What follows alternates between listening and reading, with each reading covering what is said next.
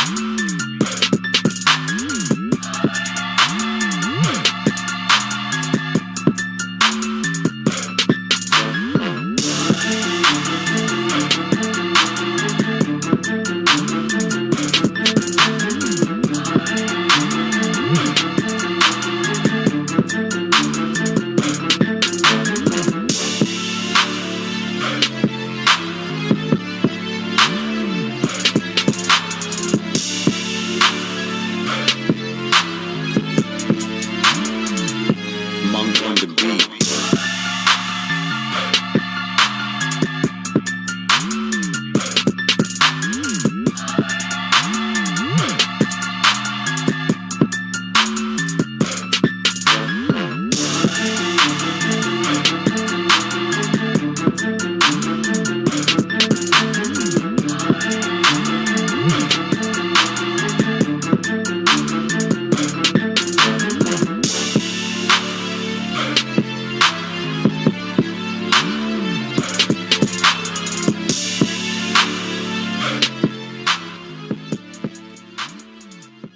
Monk on the beat.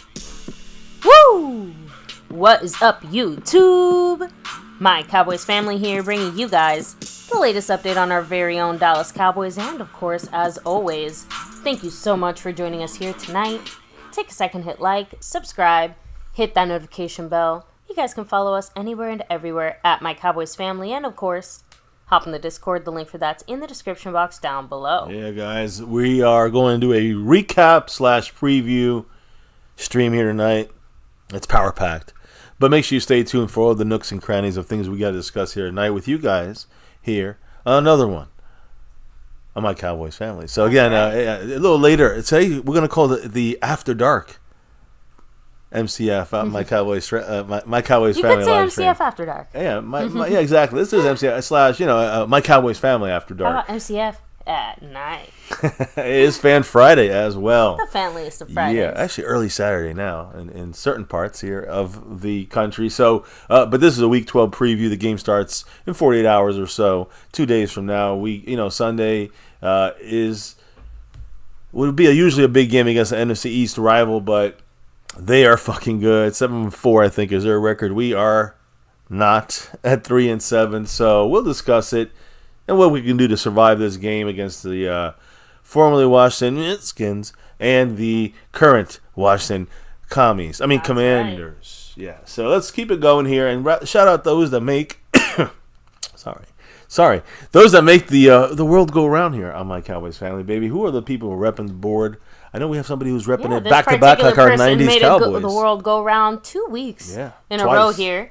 Shout out to the man John Luna, representing not just as MCF sponsor of the week, but also our gifting membership champion. Back to back like our 90s Cowboys. His Houston Texans beat us on Monday Night Football earlier this week, unfortunately. But congrats to him on that side of things, and the big winner again here, getting a bonus raffle entry for the monthly jersey raffle we do. Anyway, we'll talk about that. But first, big shout out to him on both those boards. We also have the Cash App Queen representing the board here, Pat Pfeiffer in the house. Thank you, Pat. Yes. Mainly from the After Dark. Came in from the After Dark side of the street here, so appreciate her repping that crown. And Jet Lee 44, you know him, and he's got 50 points right down the middle. Yeah, with the Sean Lee. Yeah. The old Sean Lee there on the stream, boss. Big shout outs to him and everybody else. Now, as far as leaders, as you can see, to be announced or determined, there's nobody this week yet, even membership-wise, currently on the board. So we have a brand new week. This probably might have to be a double week We'll see what happens. But because next week's going to be a short week for us, too. Yes. We're going to be a little out of with town. Thanksgiving and family. Yep. So we're going to be doing stuff on that side of things with family. So, it might be a double week thing, and we have our big winner come like next week. But either way, no matter what, this is the first stream of the week, and that's official. Now, baby, let's talk about the different ways of dropping the love here, because you can do it through the YouTube side, which is the super chat there at the bottom right of the screen. Yeah. You can do the thanks button on any video. You can jump in the membership, navy, blue, silver, star, or over everything, 4 different levels there, and of course the gifting memberships, which are a great way of showing love here, dropping love for the channel, but also for those that get a free trial membership for a month because of your drop. So thank you guys who do the gifting membership. John Luna, by the way, representing their back-to-back 2 weeks in a row. Now, outside of that, there's the After Dark, as we call it here on My Cowboys Family. The After Dark ways of dropping the love and showing support. And you can see there where that Cash App crown kind of protrudes there as the reason or the way of saying thanks if you go on that route of things. Yeah. So, baby, what are the different ways of dropping the love that side? You have, of course, the Cash App, money sign My Cowboys Family, the Venmo at My-Cowboys-Family, the regular PayPal link, and, of course, the Streamlabs link lets your comment show up on screen just like a super chat would. Yep. So, as far as that's concerned, appreciate everybody that's dropped the love and help there. Now, on to a couple extra little thank yous and shout outs. Comes to the Fan Friday here. It is the silver level as well, getting the shout outs along with the star and over everything. So, and I'll throw this up here so you guys can see what I mean. Again, all sorts of different membership levels have their own perks, whether it's navy, blue, silver, star, or over everything. But like you said, it's a Fan Friday. So along with our daily shout-outs for the star and over everything, they get their weekly shout-outs. So thank you very much to Mr. A. Lavelle, who's the longest-running member here on the MCF side of things. Dwayne Broussard, our top dog Bay Bullies. Hell yeah. Justin Quarles, the Q-Man. And Calvin Richard. Much love, of course. Now you can't forget the man, the Lunatic, along with the man, John Luna. You already know him. Oh, Jetly44 Stream representing boss. as well and over everything. Seabass. Yeah, Seabass. I know he has some words about this Cowboy team he would like to get off his chest, and that's coming soon here on an MCF stream near you. So stay tuned for that. That should be a lot of enjoyment and a lot of fun there. I'm dying to hear what he has to say. Now, I also want to say that some of the perks you were mentioning, outside of getting the new emojis, I know it's a bad season, but we still say F. I can't even say the other word yet because still too early on the YouTube censors, but we'll say F, the Commanders. Check out those emojis we throw in there. Well, about 4 of them, 4 or 5 different Washington ones, and of course a whole shitload of other ones. That you can throw down just to show the extra little twist of hate towards the Washington team. Listen, they've been screaming they want Dallas for a long time. Well, here you go.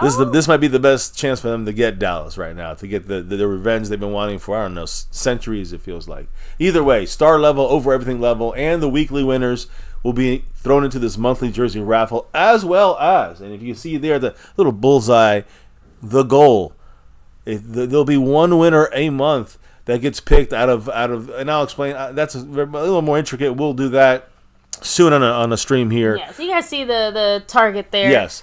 Basically, anyone who helps us reach that target goal, once we reach that target goal, everyone there is entered for the chance to have one of our weekly entries into the star membership raffle that we do. Right, this monthly raffle here. You see, you could get what the winning prize is, a jersey. And again, John Luna is not even a Cowboy fan. He's got a Houston Astros jersey. It can be any team, any sport that is available on our side, and it means any style that's available as well. So, again, big shout-outs to anybody. Of course, that's the first, guys, almost 8 years here. First time we've given a jersey that's not a Cowboy jersey out to a winner here. But we want everybody to be representative, and we respect the fact that if you're a member, a fan of another team, I'd rather you stay that team than jump ship. I don't really consider that a fan of the Cowboys, right? But I do appreciate John Luna. But John Luna is a fan of the channel, and there's a lot of people like that here on this channel. We have pretty much every team represented here, so we truly understand that there's other fans here that might win something, and they don't want the Cowboy stuff. So we know that 99.9% of the stuff has been Cowboys, and it is the most of what we have here available. But monthly jersey raffle, and it will be one coming from November. John Luna's name will be written all over it, it feels like. Along with Seabass with the over everything. They get 2 raffle entries. Star Level gets 1 raffle entry. And every weekly winner, like John Luna, for example, will get a bonus raffle entry for this at the end of the month entry. Now, let's get it rolling here to the shout-outs for the night and into the stream and the news and the info and the updates that we do here on MCF on the nightly. So, baby, who's in the house? Let me see. We have Champy in the house. Hey, I guess enjoy your Cardinals. My brother, Dr. G, he's a huge Cardinals fan. Yeah, he's having a great season. Yeah, he's attended like 5 of their games in person. So, he's been having a good time. Matt Batten, much love. Thanks for being here. Dustin Roberts, what's up with you? C. Bass, the man himself in the house saying, we want Dallas. We didn't forget. Jet Li 44, the stream boss himself. What's up? At 50. The man Scorpio representing. What's up? Queen and King, hello and hi. Thanks for being here. True Cowboy, what's good with you? We have 2 different Jerry Joneses in the chat. Jera and Jerry. Let me see. Rolling back a little bit. We have dueling Jerrys in the house. Like Frame Rippers, what's up? Much love. Heck yeah, that's the type of streak we need. Maybe we just need to send you to every Cowboy game. He hasn't lost since he's been watching. Freedom first. Way to go. Being first. I see some of the After Dark eyeballs. I was just about to say, I see MCF After Dark and After Dark 2. I wonder who that is. With that said, baby, I know we have a lot to touch on. Let's start with NFL let's stuff. dive right in. Yeah, let's go NFL. Nose diving first here.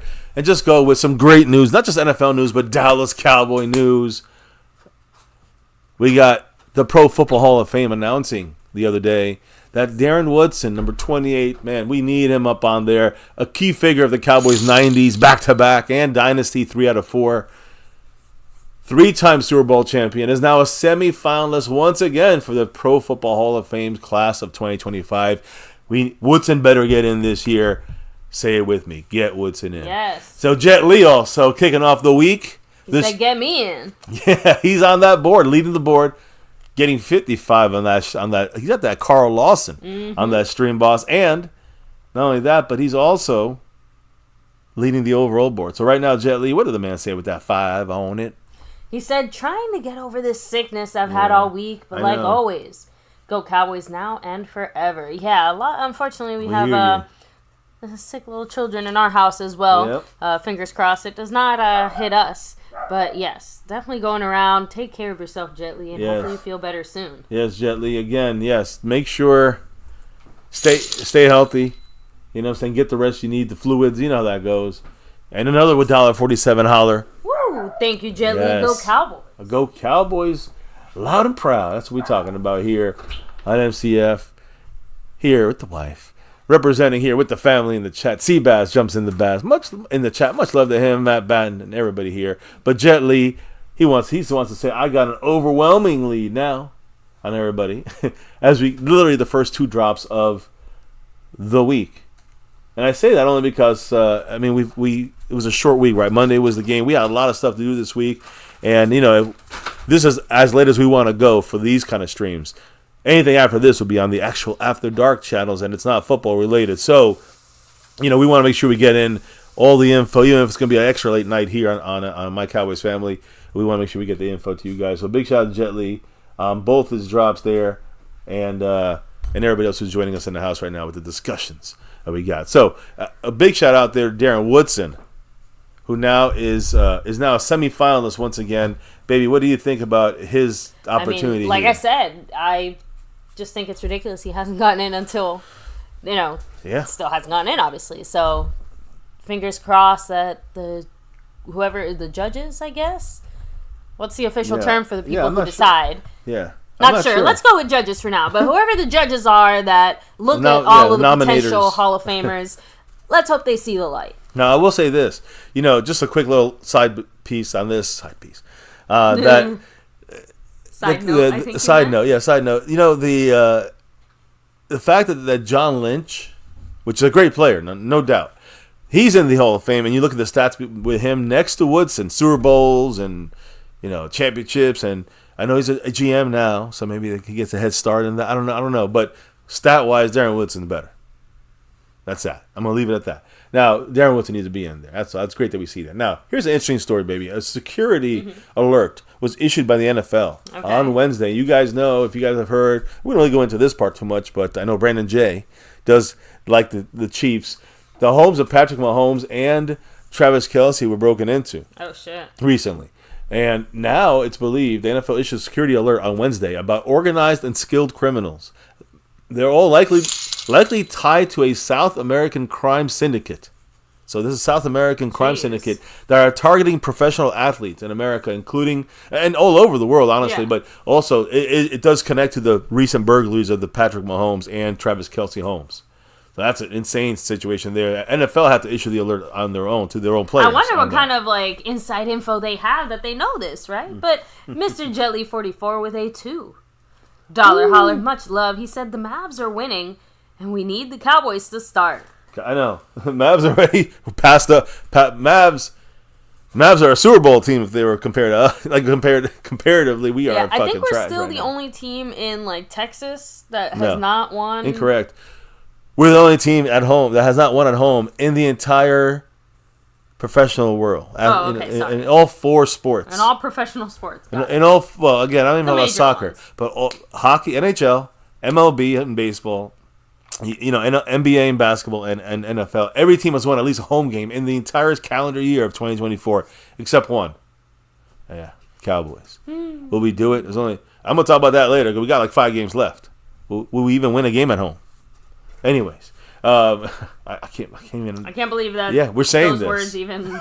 Like last year, we couldn't lose until the Packer game, and then that Packer game, a whole year we might not win a game at home. It's insane. It's like the Cowboys play on just. It's hard not to believe emotion. this team is cursed sometimes and stuff like that. But yeah, it's insane. Anyways, but yeah, NFL players are being issued an alert, and that's major. Now, but big shout out to Jet Li, who's pulling away. I put that in quotes on the overall board right now. 58 points on the stream boss, right? By the way. Now, another little NFL note here: the Jets owner Woody Johnson suggested that the Jets, his team that he owns, bench quarterback Aaron Rodgers. Aaron Rodgers. After their loss to the Broncos, and that was on week 4, by the way, because he thought that Rodgers wasn't playing well enough. Now, I know the last couple games they've lost, but I haven't even seen the games. But with most people and things I've seen and heard and read, and people have told me, it's not really been his fault that they've been losing. Like, he's been the thing keeping them in games and winning. So, yeah, right now, the coaches were the ones that pushed back against the owner and said, no, we do not want to bench Aaron Rodgers. We are fucked. I can't believe that even was a suggestion. Like, after everything you went through, now you want to bench the guy you basically bet the farm on? Sold the whole team for? Firing the coach, firing this guy, that guy. Heck, did they fire their GM, too? Maybe. They also hired guys like the offensive coordinator, I think Hackett, who was a failure in Denver as a head coach. And then someone confirm that for me. I'm 99.9% positive that the Jets also got rid of their GM after that Broncos loss. Yeah, there's a lot of things that went crazy on that. But the point is that Aaron Rodgers was the guy who was not benched in this situation, and the coaches pushed back on this while the owner said, bench Aaron Rodgers. Now, speaking of quarterbacks, now this is one that people are going to say, you know what? Yeah, why not? Thank you, Seabass. He did confirm. Yeah, the GM and head coach were both fired. Saleh, of course, we know that he was fired and had to be escorted out by security. So that was kind of like the Jet Li once again with that 1-2 J. Lou Dalahala, who again injury alert. He'll be in our injury discussion. Jet Li with the 2 on it, man. He's trying to. Hey, I'm gonna say this. Number 1, much love to the man. He's upping himself to 60 on the stream boss. But I also want to say, on his first official drop there, the first one he made, I did not mention this, but he hit this bullseye, so to speak. He hit the goal. Remember, it's got to be the teal, the $5 or higher, $2 or $1, whatever. They don't count on the target. So it's got to be 5. It could be 12. It could be 27. But my point, anything higher than 5, it hits the target. That's the way you hit that goal. And it's got to be within the show. It's not even. It has to be while we're live. Yeah, if for some reason it show's over and it's still going, it's over. You know what I'm saying? So we will. But if you hit it, everybody who put into that gets another raffle entry to try to get a bonus raffle entry into the big jersey raffle at the end of the month. So that's the way that goes. That's just another way of just saying thank you for those that kind of trickle in there and help with getting to that goal, which is a cool little feature YouTube added for our channel here in the last couple of weeks or so. Game days, we've hit it. Yeah. 3 out of 2 times. That's weird to say because we actually had a second half like mini one and it hit as well. So thank you guys on those. And everybody who's in those that hit those, if you had donated 10 of those raffle, hits, you get 10 raffle entries for that big raffle. Will determine who wins and gets into not a jersey, but gets into the big raffle that we do on the monthly here. Jet Li's in them all the time. He's in the star level. So anyways, let me get to the final NFL piece of news here, which kind of affected the Cowboys. The Cowboys had to speak on this situation, and it involves, like we just talked about, a quarterback here, Aaron Rodgers. What about the other New York quarterback, Daniel Jones? The thing is, a lot of things went down. So just so we keep in mind here that, we got Dak, of course, but he's out for the year. Daniel Jones, starting practice earlier this week, was the 4th quarterback for the Giants. Jesus he went from the starter to the 4th quarterback. He was wearing the red jersey. This is like the practice squad guy. That's saying fuck you, Daniel Jones. And he was doing, we talked about this the other day too, kind of last week he was the 4th guy, but now they put him in the red jersey. Like they're like, here you go, you fucking suck. They're kind of like letting the whole world They're doubling down. And he was working behind Tommy DeVito, who's now the quarterback's going to be playing us in a couple of weeks. Drew Lock is backup to him, and they just signed Tim Boyle. Jeez. So these 3 guys, again, they just the guy doesn't even know the playbook. It could be MCF up on that field, and I would be ahead of Daniel Jones right now. It's like extra. Hey, fuck you, Daniel Jones from the Giants. No wonder Looney wanted to retire after like a week there. So, anyways, the point is, that's kind of a disrespect to Daniel Jones. Reinforcements is what was the explanation to the media. This happened earlier in the week. The Giants are basically shutting him down, not just benching him. And with the shutting down, the next day followed the expectation, so to speak.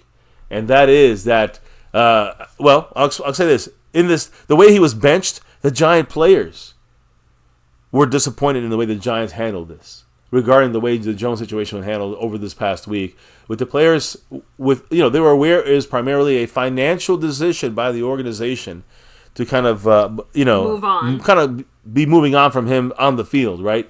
But the sense from multiple sources with the players, the coaches, and executives, they were just, it went far beyond just like the coach. Yeah. It wasn't just the coach or the GM. It was everyone said, Daniel Jones, you got to be sitting your ass down to 4th stringer.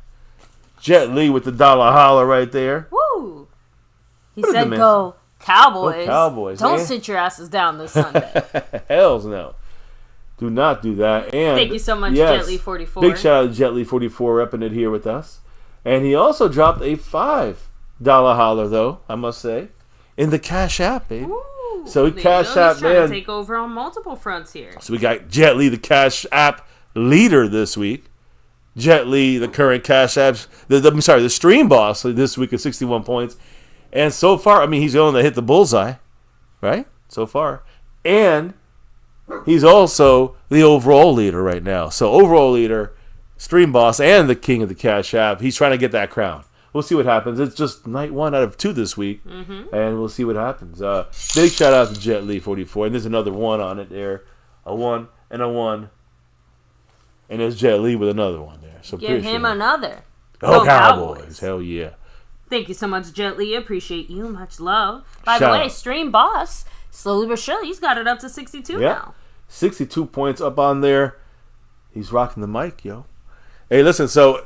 Back to Daniel Jones real quick. Again, thank you, Jet Li's got in there. But as far as the goal, still just 1 out of 10, right? So, anyways, the thing is, Giant players disappointed in the way the Giant organization handled the Daniel Jones situation, and then today, Daniel Jones officially released. Now he's a free agent on waivers for 24 hours, and we got question marks. Who's a member? Oh, that's Casey Jones. Casey Jones with a membership here. Thank you so much, from Jet Li 44. Yeah, sharing the love and showing the love. Another 1 there. And baby, guess who's the leader across all boards? It's Jet Li 44. He is the man right now, currently in the lead as a leaderboard leader, the Cash App leader, 62 points in the stream boss, and the gifting leader. Thank you so much, Jet Li 44. Appreciate you. And again, guys, if you got them, Yeah, you those can memberships. drop 'em. Those members. I mean, if you're in the any membership, you can get those emojis and drop the F Commander emoji type things there. Let me Jet Li up here on the The clown leaderboard. show emojis when they're being particularly Yeah, you can say those clowns. clownish. Yeah, I know some haters like to put them, but we don't mind it sometimes because they are clowns. The Joneses, 99.9999999% of the time, they're clowns. Is, stupid does. They are both clowns, and we'll hear more clownage today. Don't worry. But big shout out to Jet Li gifting, one of the awesomest ways to show love here. So thank you It for does that. make me feel slightly better to know that we're not the only team with a shitty front office. There's others, but I don't know if there's a shitty one. There's definitely none shittier than and on a bigger stage than the Dallas Cowboys. Of course not. So, but still, watching the Giants once again implode in real time, it is beautiful. Like Mr. Jet Li's dollar holler, sorry, $1.60 holler, with another Go Cowboys. Hell yeah. Keeping it classic. Thank you, Jet Li. Hell Cowboys. Appreciate you, brother. Now, I will bounce off of Jet Li's comment here and move it over to Daniel Jones, the release of Daniel Jones. That's why I have Dak's picture up here, because some people, there's rumblings, yeah. So Daniel Jones benched as the Giants starter today. You know, we knew he had a press conference the other day, and he kind of asked for it, basically saying bye to the Giants fans, and today requested his release. Earlier this afternoon, the Giants granted it. So anyone else get the vibe that they basically just did a good old fashioned job boss move where instead of firing you, they made things so bad they made you want to quit? I 100% Or is that just agree. how the Giants are? Well, They make everybody want to quit. Again, it's more like just a release. They just he's just like, I'd rather just go somewhere else, and the Giants didn't even bother to trade him. I mean, that's like that. That's insanity. Yeah. So again, he's a top 10 pick for the Giants. So again, it's not easy to find quarterbacks out there, guys. You know, it's funny. Mel Kiper said this guy's going to be a top first round pick. You know, no doubt. This guy's got the quality for long lasting. Quarterback. Yeah. High caliber quarterback play. And McVay, I think was his name, said this guy is gonna. He's a backup. Yeah, like he's a backup guy. So it was interesting. The difference is there when he was drafted. But the point here is Daniel Jones, now a free agent technically here, has to go through waivers and clear waivers before he goes through. So anyone can pick him up now off of waivers. It goes in order of how bad you are. Oh yeah. So you know we're at the top of the list here of teams that maybe could grab him. So he goes to waivers, but at the same time, let me clarify the reality of the situation. He's going to clear waivers by every team, including ours. Why? Because of his contract. Huge contract. If you pick him up in waivers, you got to pick up the contract. So wasn't the whole reason that the Giants moved on from Saquon Barkley was to not have to pay a crap ton of money? Yeah. If you watch the All or Nothing, you'll see everything there. What's his name? Schoen, the GM. He's a good GM. He just fucked up, and he fucked up majorly here. Getting rid of Barkley and keeping Daniel Jones was the biggest mistake he'll make, and he'll be probably fired at the end of the year. So either way, though, Daniel Jones has to clear waivers, which he will, and then he'd be a free agent. And he'll get clear waivers because $40 million. Not a player is going to touch. Not a team is going to touch that. $40 million for Daniel Jones. So now I know a lot of people are like, some people are out there saying, you know what? Let's get Daniel Jones to the Cowboys, and maybe he's better than Dak Prescott. What the hell are you guys smoking? The New York Giants, the shitty Giants, said you're a fourth stringer. Yeah, please let me know what crack you put in your pipe, because damn. No, that's never gonna happen. No matter what universe you are in, no matter what the players you are given, Daniel Jones will never be as good as Dak Prescott. Now you can talk about the price costing here. Is he worth it or not? Daniel Jones is not worth $40 million. Dak is. Of course, $60 million. But my point is that Daniel Jones is not worth 40. He's worth maybe 4, maybe less. So he's worth probably Cooper Rush money. And the only good thing he might have is his ability to maybe be mobile, and maybe run, maybe more of a running mobile quarterback, a good backup maybe. Maybe a Cooper Rush improvement. Maybe. But no way, ever a Dak Prescott. So take that out of your minds. Now, I will say this. Some people are saying because the Cowboys don't have we don't have anybody, right? We got Trey Lance, and we got Cooper Rush starting, and we got Will Grier. So they're saying after he becomes a free agent, pick him up for nothing, is what some Cowboy fans are saying. Why? When you look at the schedule. After this Washington Commanders game, which is on Sunday, the early game, It's an early game this week, we get the Giants on Thanksgiving. And imagine Daniel Jones in a Cowboy uniform, wearing that star, as the quarterback, beating his old team of the Giants that he knows well, played against them, with supposedly, quote-unquote, better players on his team, although, we're missing a lot of them. And so I'm just saying this is kind of like what some people's thought processes are. Yeah. If we got Trey Lance, why not roll the dice with Daniel Jones for a cheap contract? It'll be a cheap deal because he's still getting money from the Giants. Yeah. So he's not worried about money, Daniel Jones. I think it's insanity. In my point, it's crazy. But at this point this season, also, who gives a fuck? So hey, if we beat the Giants using Daniel Jones, I would never stop laughing. I know, but this isn't the type of, yeah. Fuck it, what do we have to lose type of situation where we actually have stand to benefit or win something. Just being real. In other circumstances, it actually made sense that we wanted to win, but in this circumstance, what exactly are we fighting for and trying to win here? We're trying to, I don't want to say self-sabotage. We're trying to basically just play out the season, knowing that we have, no real chance to win. For example, when we made the Amari Cooper move, right, and where this team was at and where it kind of had to go, versus us right now, basically just trying to slow down the inevitable. Yeah, slow down.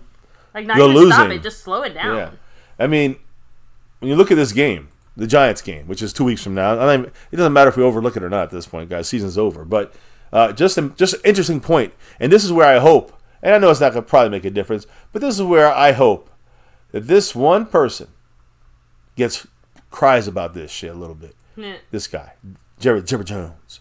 Because if you look at the prices, money, you look at the prices for Jerry Jones's game here on Thanksgiving against the Giants. If you guys are in Dallas for Thanksgiving, go to the game because it's cheap, guys. It's basically baseball type prices for Dallas Cowboy for this Dallas Cowboy game against the Giants.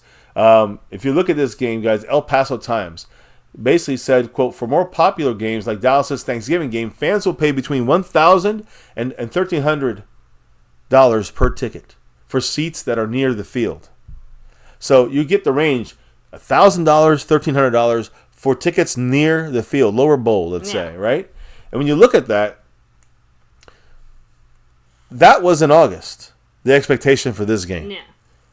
When you look now at the prices at the seats literally on the field, in the club boxes on the field, $768, $752, $821. And then you look at the lower bowl, you're looking at $519, $451. If you look at overall prices in the stadium, even the nosebleed section, on the back, all the way up top, the highest bowl, it's still good. You can we've sat there, great views, $49. Standing room was $90. $49 sit back there, $62, $53. 66, and then you look at the second bowl, lower, the second bowl, whatever you call it, the mid-range bowl there, $134, $121, $118. I mean, almost in the first in the lower bowl, $225, $202. I'm just saying this is unheard of prices.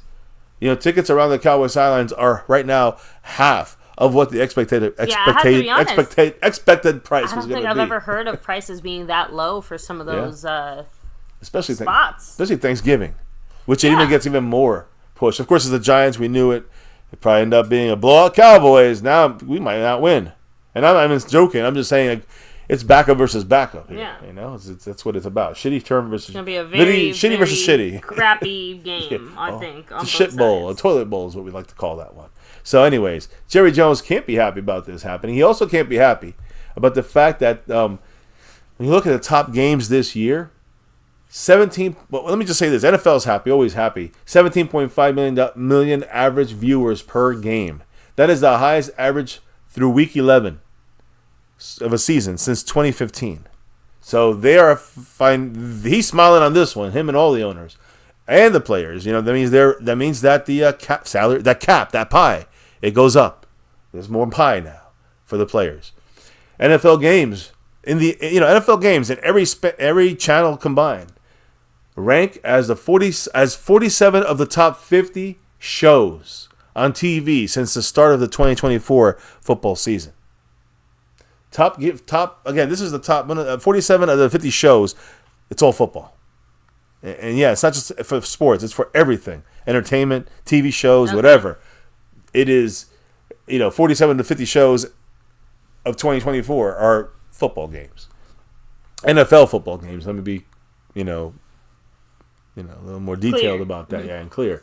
And you look at the top game, Kansas City versus Buffalo, 31.2 million viewers. Baltimore and Kansas City, 28.0 million viewers. Cincinnati versus Kansas City, 27.9 million viewers. All three are Kansas City, top three. No Cowboys in sight. Then we get the fourth one, which is the Baltimore one. When the Cowboys were still like, hey, maybe it's going to be a good game, right? That one, and before we were exposed as fraudulent. Yeah, extremely. We were already getting exposed. We came back in that game with that onside kick, and it was a 3-point game.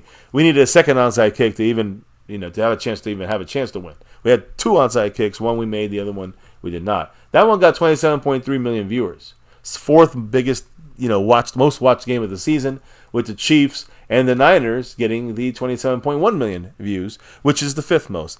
Chiefs 4 out of the 5 most viewed games of the year. Cowboys usually have 3-4 of the top 5. Easy, almost every year. This year 1, barely hanging on, and it's mainly more because of the Ravens than because of us. I don't know. So Jerry Jones not too happy about that. Sorry to be that person. I do think it's because of us. I don't care how good other teams play. The fact that we're basically nowhere on there, that level, that lets you know just how much is the fall off. At least enough Cowboy fans have checked out. Yeah. Well, that's the way it is in the Cowboy fan base. But it is, we here don't, true fans still hanging. Now the Cowboys only only have one of the 5 most viewed games of the season. If there was ever an indication that, like you said, baby, fans are giving a shit about things, there it is. It's also a football thing, but who do you think drives most of the fans? Cowboys. If imagine the Cowboys were a good team this year. I'm not saying the Chiefs wouldn't be up here, but it'd be a lot of Cowboy helmets on here. A lot of Cowboy games would be on here, and that would mean that the overall numbers would be higher as well. True. But they're not higher because the Cowboys, even though they are averaging a lot of more viewers per game, it'd be even higher with the Cowboys involved. The average viewers would be if the Cowboys were actually playing well. Imagine that jump, right? So it's still a bigger jump to come. Yeah. Cowboys, again, to me, this is what upsets Jerry Jones more than not getting a Super Bowl championship game. The fact that the Cowboys are not going to be going to the game, even if he fills the seats.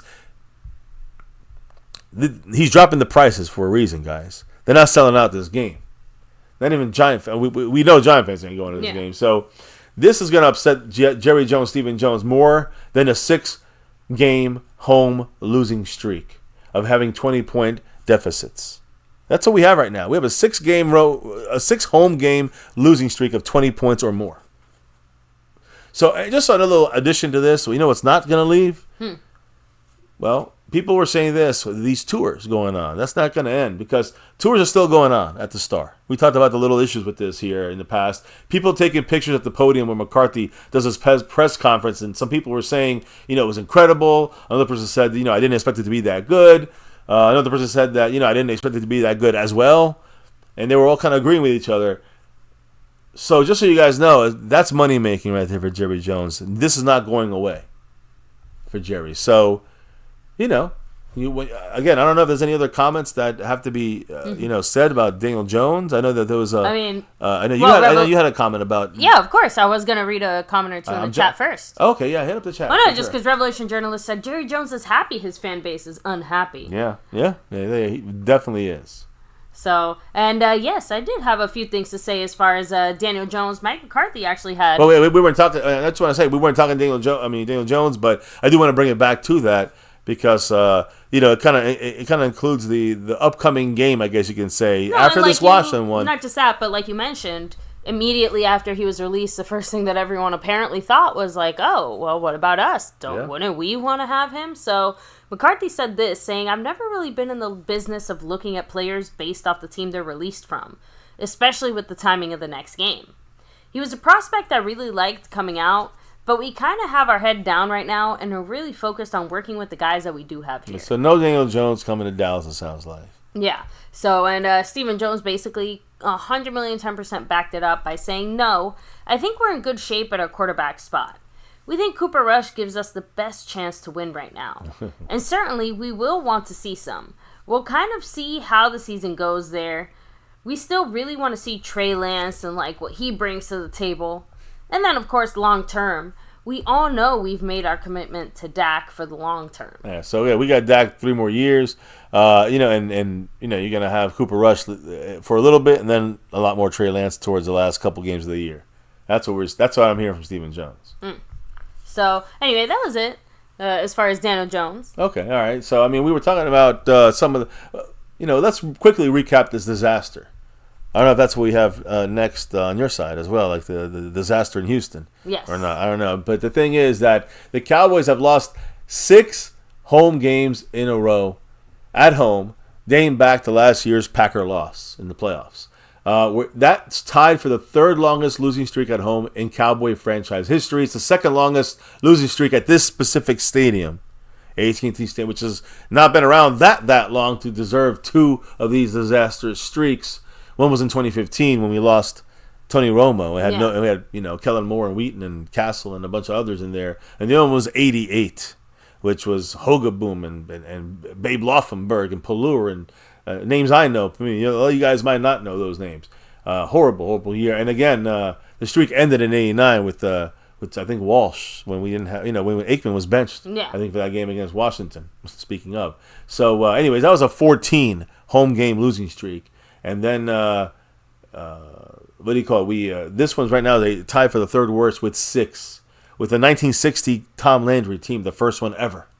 Which, by the way, I think went 0-7-1 or something like that. So, the Cowboys, let me just go back to this again. And I guess I'll throw it to the schedule so you guys can see it. We lost, these 5 home games here. 1, 2, 3, 4, 5. Plus the Packer game from last year. That's 6 in a row we've lost. But we've also, look at this year, we've lost our first 5 home games of the season. All of them, but all 5 of them. The 2017 Cleveland Browns were the last team to lose all of their home games. And if you actually look at the 2022 Houston Texans, they were 0-7-1. So they lost them all, but they didn't. I guess they didn't lose them all, technically. But the one any team that lost that went 0-8 or 0-9 the last time was the 2017 0-8 at home Cleveland Browns. The question is, do you think the Cowboys, look at the schedule, baby, do you think the Cowboys will not break basically break our own streak for sure, but do you think we're going to go undefeated, unwinning, no wins at home this year? When you see the games that are left. Every single week that passes and it gets closer, I worry about it more and more. Giants, you got Bengals, you got the Bucks, you got the Commanders, and I think that before this I'd say, we'll definitely crush the Giants, and we'll handle the Bengals. We'll have maybe a little more trouble against the Bucks and the Commanders, but now they're good. We would that'd be a good one to end the season with. Now I see all losses possibly. I see 3 losses for sure. I mean, yeah, I said, I agree, and it's kind of a sad thought to think that we might be facing a season with no wins at home. If we lose them all, if we lose that Giants game, I said this in the beginning of the first couple of weeks of the season. That's when you'll see McCarthy. The best chance of getting him fired is that Giants game on Thanksgiving. So if we lose embarrassingly, to the world on Thanksgiving, that might be something that Jerry Jones won't even forgive. So we'll see what happens. Now you look at the Cowboys of 2024. We have scored 10 points or less in 3 straight games at home. And again, the Texans, the Eagles, and the Detroit Lions. We only scored 10 points in all 3 games, those home games. This is the first and only time in our Cowboy franchise history that we've ever done this in any consecutive 3-game stretch at home. First team to do this in 5 years in the NFL. And we're not in good company when it comes to this, guys. The Cowboys have scored 25 points in our last 3 home games. Okay. Total. Not in a game. I mean, that's not great. 25 points in 3 home games. At home. Like, even bad teams score 24 points at home. We scored 25 in 3 games at home. And this is the second fewest amount of points the Cowboys have ever had in any 3-game stretch at home in team history. The only team with fewer points in such a span was that horrible 1989 1-15 team, although they only allowed 63 points against them in the run, where the current Cowboy defense allowing 115 against the run.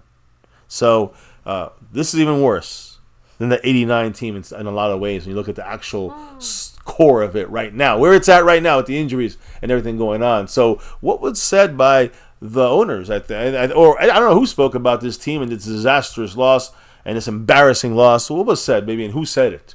I want to know. Before we talk about the ownership, let's bring it down to someone we can point a slightly bigger sausagey finger at, McCarthy, who basically just said, we're trying to play it exactly right. Managing the game, 14 play drives. Obviously, we had the big penalty on the field goal, but we needed the 7 there.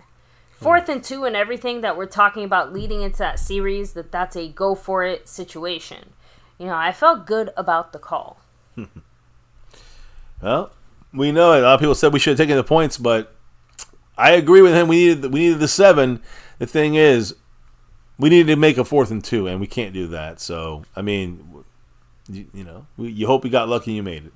So, he also said, our problem is an effort. It's not ever during the week. I haven't seen that.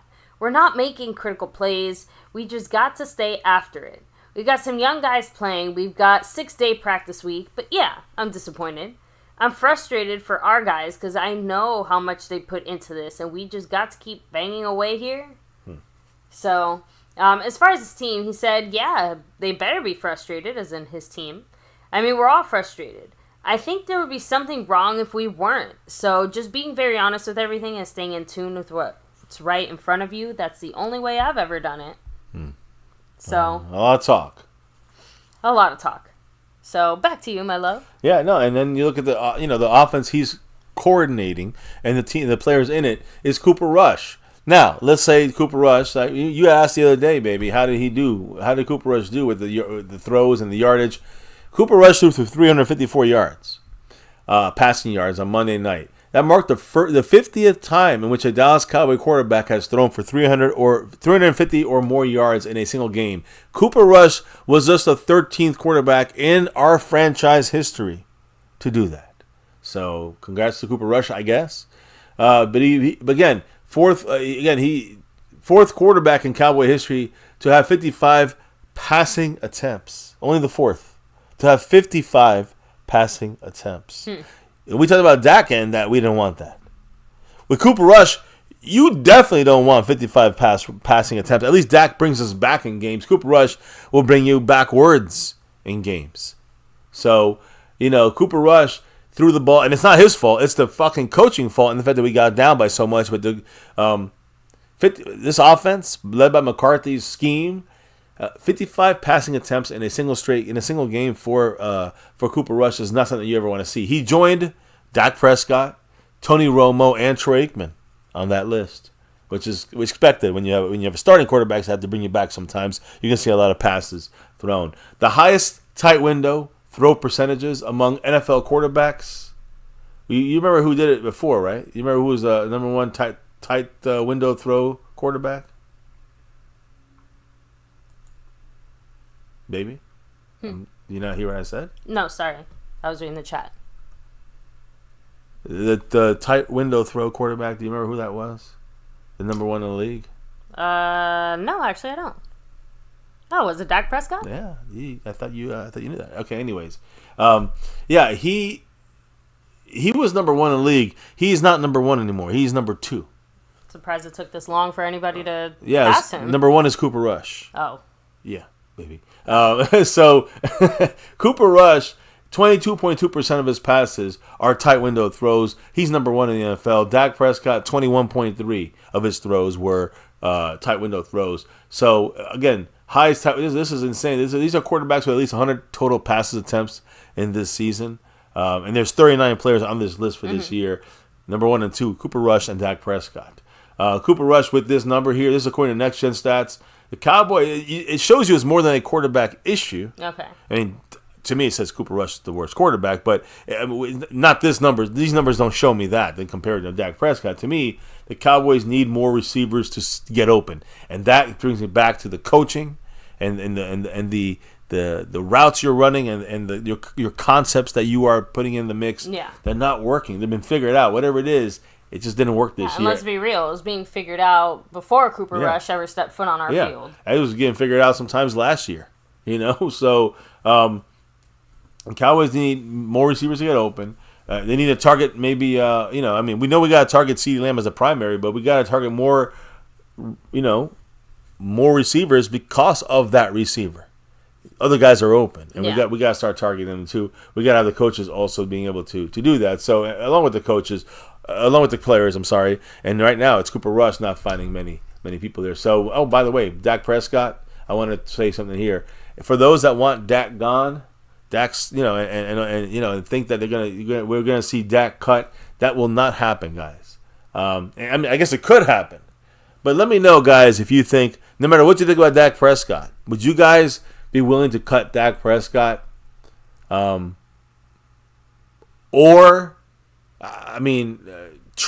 That's that. It wouldn't be even. This is not even a cut. This is if we trade him. Okay. If we trade Dak Prescott. Okay.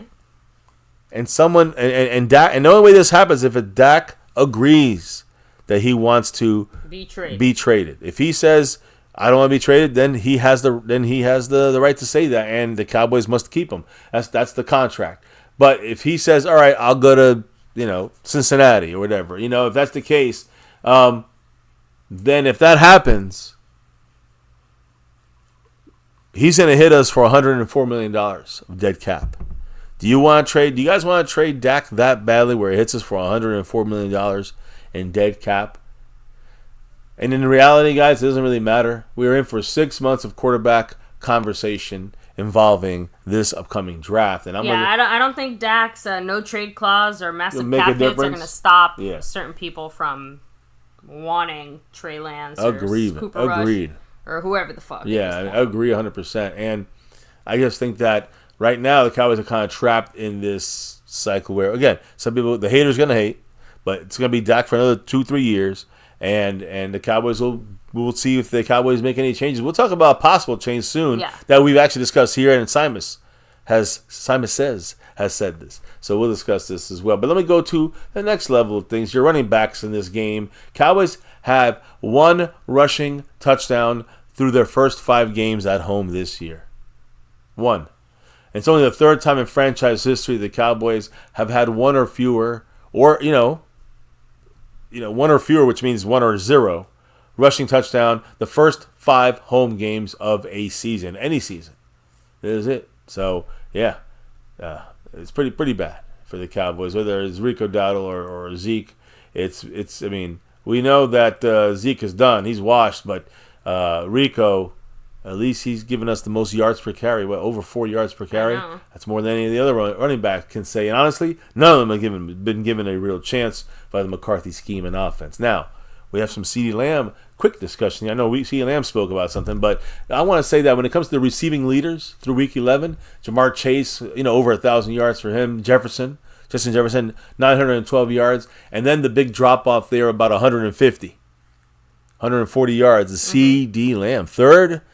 With all the issues we've had, CeeDee Lamb's still shining. You know what I'm saying? He's still a 3rd best, albeit a big drop-off. And then, you look back, another 50 yards back on him is George Pickens, Zay Flowers, Garrett Wilson. Terry. If anything, that just lets me know that CeeDee Lamb could easily be amongst the, Justin Jeffersons of the world. Yeah. If he had better coaching, if he had better scheming to get us in that position. And also, if he had Dak Prescott, let's not be fake. Yeah, no question. if Dak Prescott was there, I mean, it wouldn't be 10 points, those games, the last 3 games. We would have had, maybe that one game was against Detroit, but the other games would have been 17 or 24. CeeDee Lamb would have had another 20, 30, 40 yards per game. Exactly. I'm just saying that would have made it a lot more like, 912 to 850, rather than where we're at right now at 774. So I think those numbers would have been. But again, it's just who cares. In the end, we're 3-7. 3-7 is disgraceful. Yeah, but that's the only guy on any kind of top 10 leaderboard in the NFL for our Cowboys. So CeeDee Lamb is technically, him and Brandon Aubrey are players of the game, players of the year, so to speak. Now, what does CeeDee Lamb say, baby, when it comes to the injury situation? Because the injury popped up for him this week. And well, he didn't say anything about the injury situation. Okay. He said this about the post-Houston loss. Okay. So his ugly loss against Houston. He did get a little banged up there. We'll talk about that in a minute. But, he was talking about the loss here against Houston. What was his thoughts? Well, he said this as far as his loss and what leadership means to him and things like that. And he's saying, obviously, everyone's looking to embarrass us, right? They have that opportunity. And when they do, they try to put us out. We've had so much success over the last 3 years as far as in the regular season. It's starting to bite us right now. So for us, we've got to find ways to gel together, play together, and finish things out. So with us, I mean, we've got to go out and play harder, bro. We've got to play for the guy lining up next to us, lining up to our left and right. Put them before yourself. And it's so much selfishness as it's about being selfless. And I feel like at that moment, that's when we'll play better. Gel together and everything will take care of itself. You can't be selfish in a time like this. Everyone's hurting. Huh. And that was CeeDee? That was CeeDee Lamb. Yeah, okay. I just want to make sure because, I mean, CeeDee had a lot of words there after the game there when it came to that leadership role and situation. So, did he happen to say anything more? No, but we did hear from Fossil, who did kind of clarify that, that failed fake punt during the Houston game. Okay. That was a player decision to activate the fake because of the look that the Texans were giving. Oh, okay. So let me put him up here so we know what's going on here, because John Fossil is our Bones, a.k.a. Bones, is our special teams coach. And what did he say specifically? That it was a player activated. A player saw something in coverage in some kind of formation. The player saw something, related it back to the coaches. Coach, Fossil himself, he gave the green light, told him to do it. And obviously it wasn't executed properly. And he said, that's on me. They were doing what they are coached to do. So it was his fault for reading the play wrong? I don't get it. No, it was more that the execution wasn't there because he made a mistake on the coaching side, teaching them that play but not doing it the right way, I guess. That's poor coaching then. Shameful there. But again, he got very emotional when it came to Marquise Bell. We'll talk about that shortly. But that's I don't know whose fault. It sounds like he's getting fired too, even if he is a good coach and well loved. That you can't have that happen. You can't have either the play not be ready or right, and be willing to go with that, or get the read wrong. Whether it was the player getting the read wrong and he's saving face for the player, or he got the read wrong and he's bullshitting us. So either way, that's a no-no. Now I will say, connected to Fossil is a guy who is our star kickoff and punt returner, Kevontae Turpin. And there's something to say about him real quick, because as a receiver, among all wide receivers in Week 11, he was 7th when it came to offensive grade. So he was the 7th highest offensive graded player in the NFL, according to PFF, with a 90.2. Kevontae Turpin. He had an 88.1 PFF grade, receiving grade, which was 7th in the NFL in Week 11. And in Week 11, he was tied for first at 158.3 rating when targeted, which is almost the limit. That's almost the max. When he was targeted, he made it happen. Yeah, he was tied for first. We were actually talking about this in the chat. I think it was a Scorpio, but yeah, it is absolutely disappointing that we haven't seen more Turpin up until now. Yeah, I mean, it's incredible, and not just disappointing, but slightly ridiculous. We said this when Kellen Moore was here coaching 2 years ago, and McCarthy last year, and McCarthy this year, and what's going on? So finally a little more Turpin, but we still need more Turpin. We need more snaps from Turpin on offense.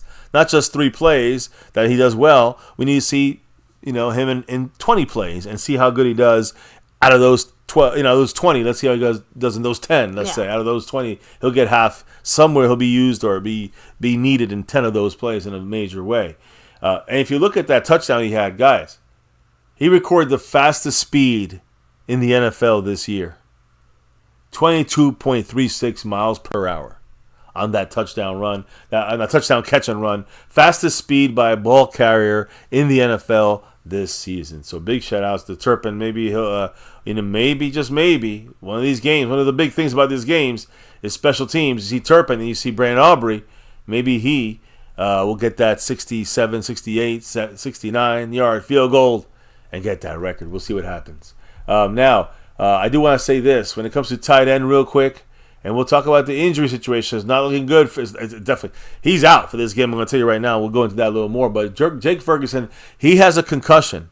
He's recovering from a concussion. My question is, who's looking to take over this spot at tight end? And you look at this last game, you saw a lot of Luke Schoonmaker and Brevin Spanford, number 89. Schoonmaker, number 86. Both these guys, is what I'm hearing, they're going to get a chance to really get the snaps from him this week specifically. But the point is, who's going to emerge as that number 2 tight end behind Ferguson?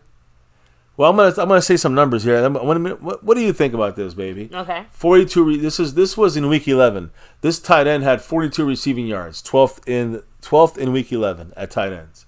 He had 4 first down catches. That was tied for 4th. He had 34 yards after the catch. That was 5th in the NFL for tight ends. And he had 101.7 rating when targeted, which is 13th in the NFL for tight ends. Do you know who that is? Any guesses? That was this week, and it was a Cowboy tight end. Mystery tight end. Schoonmaker?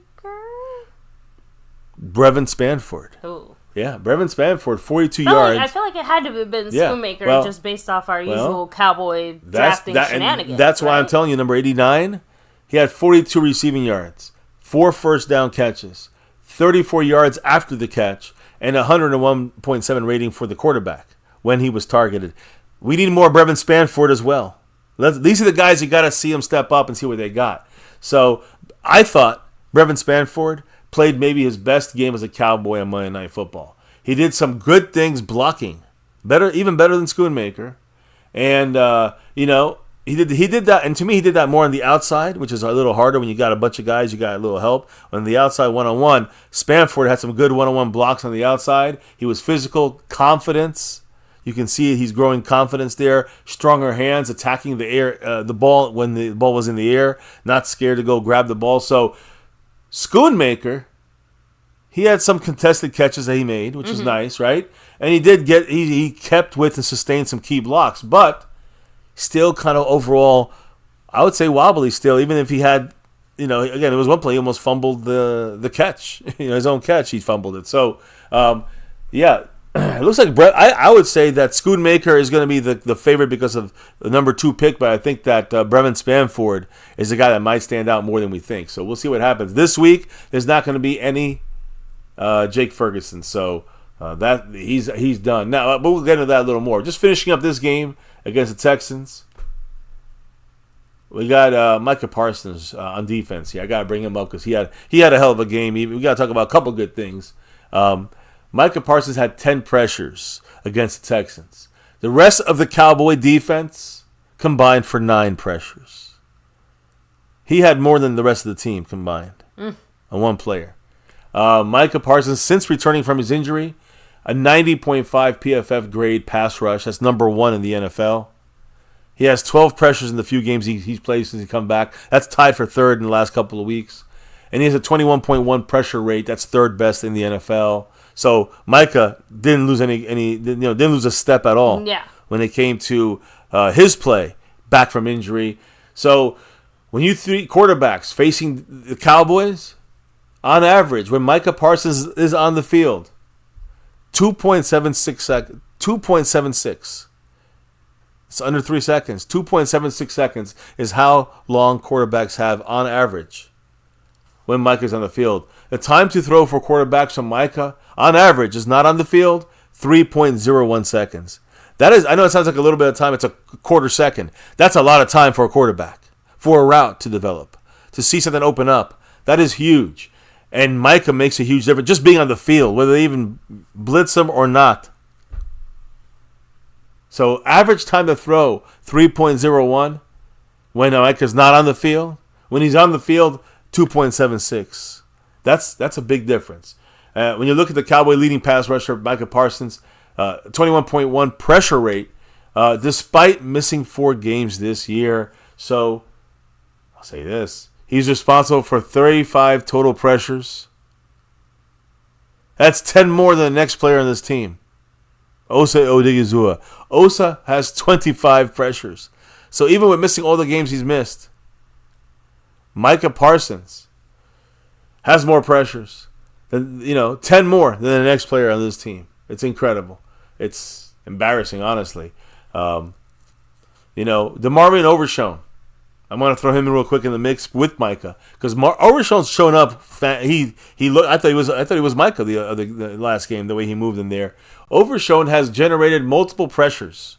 He generated multiple pressures in each of the last 5 games, which means as a linebacker, he's getting pressure on the quarterback at least 2 or more times per game in the last straight 5 games.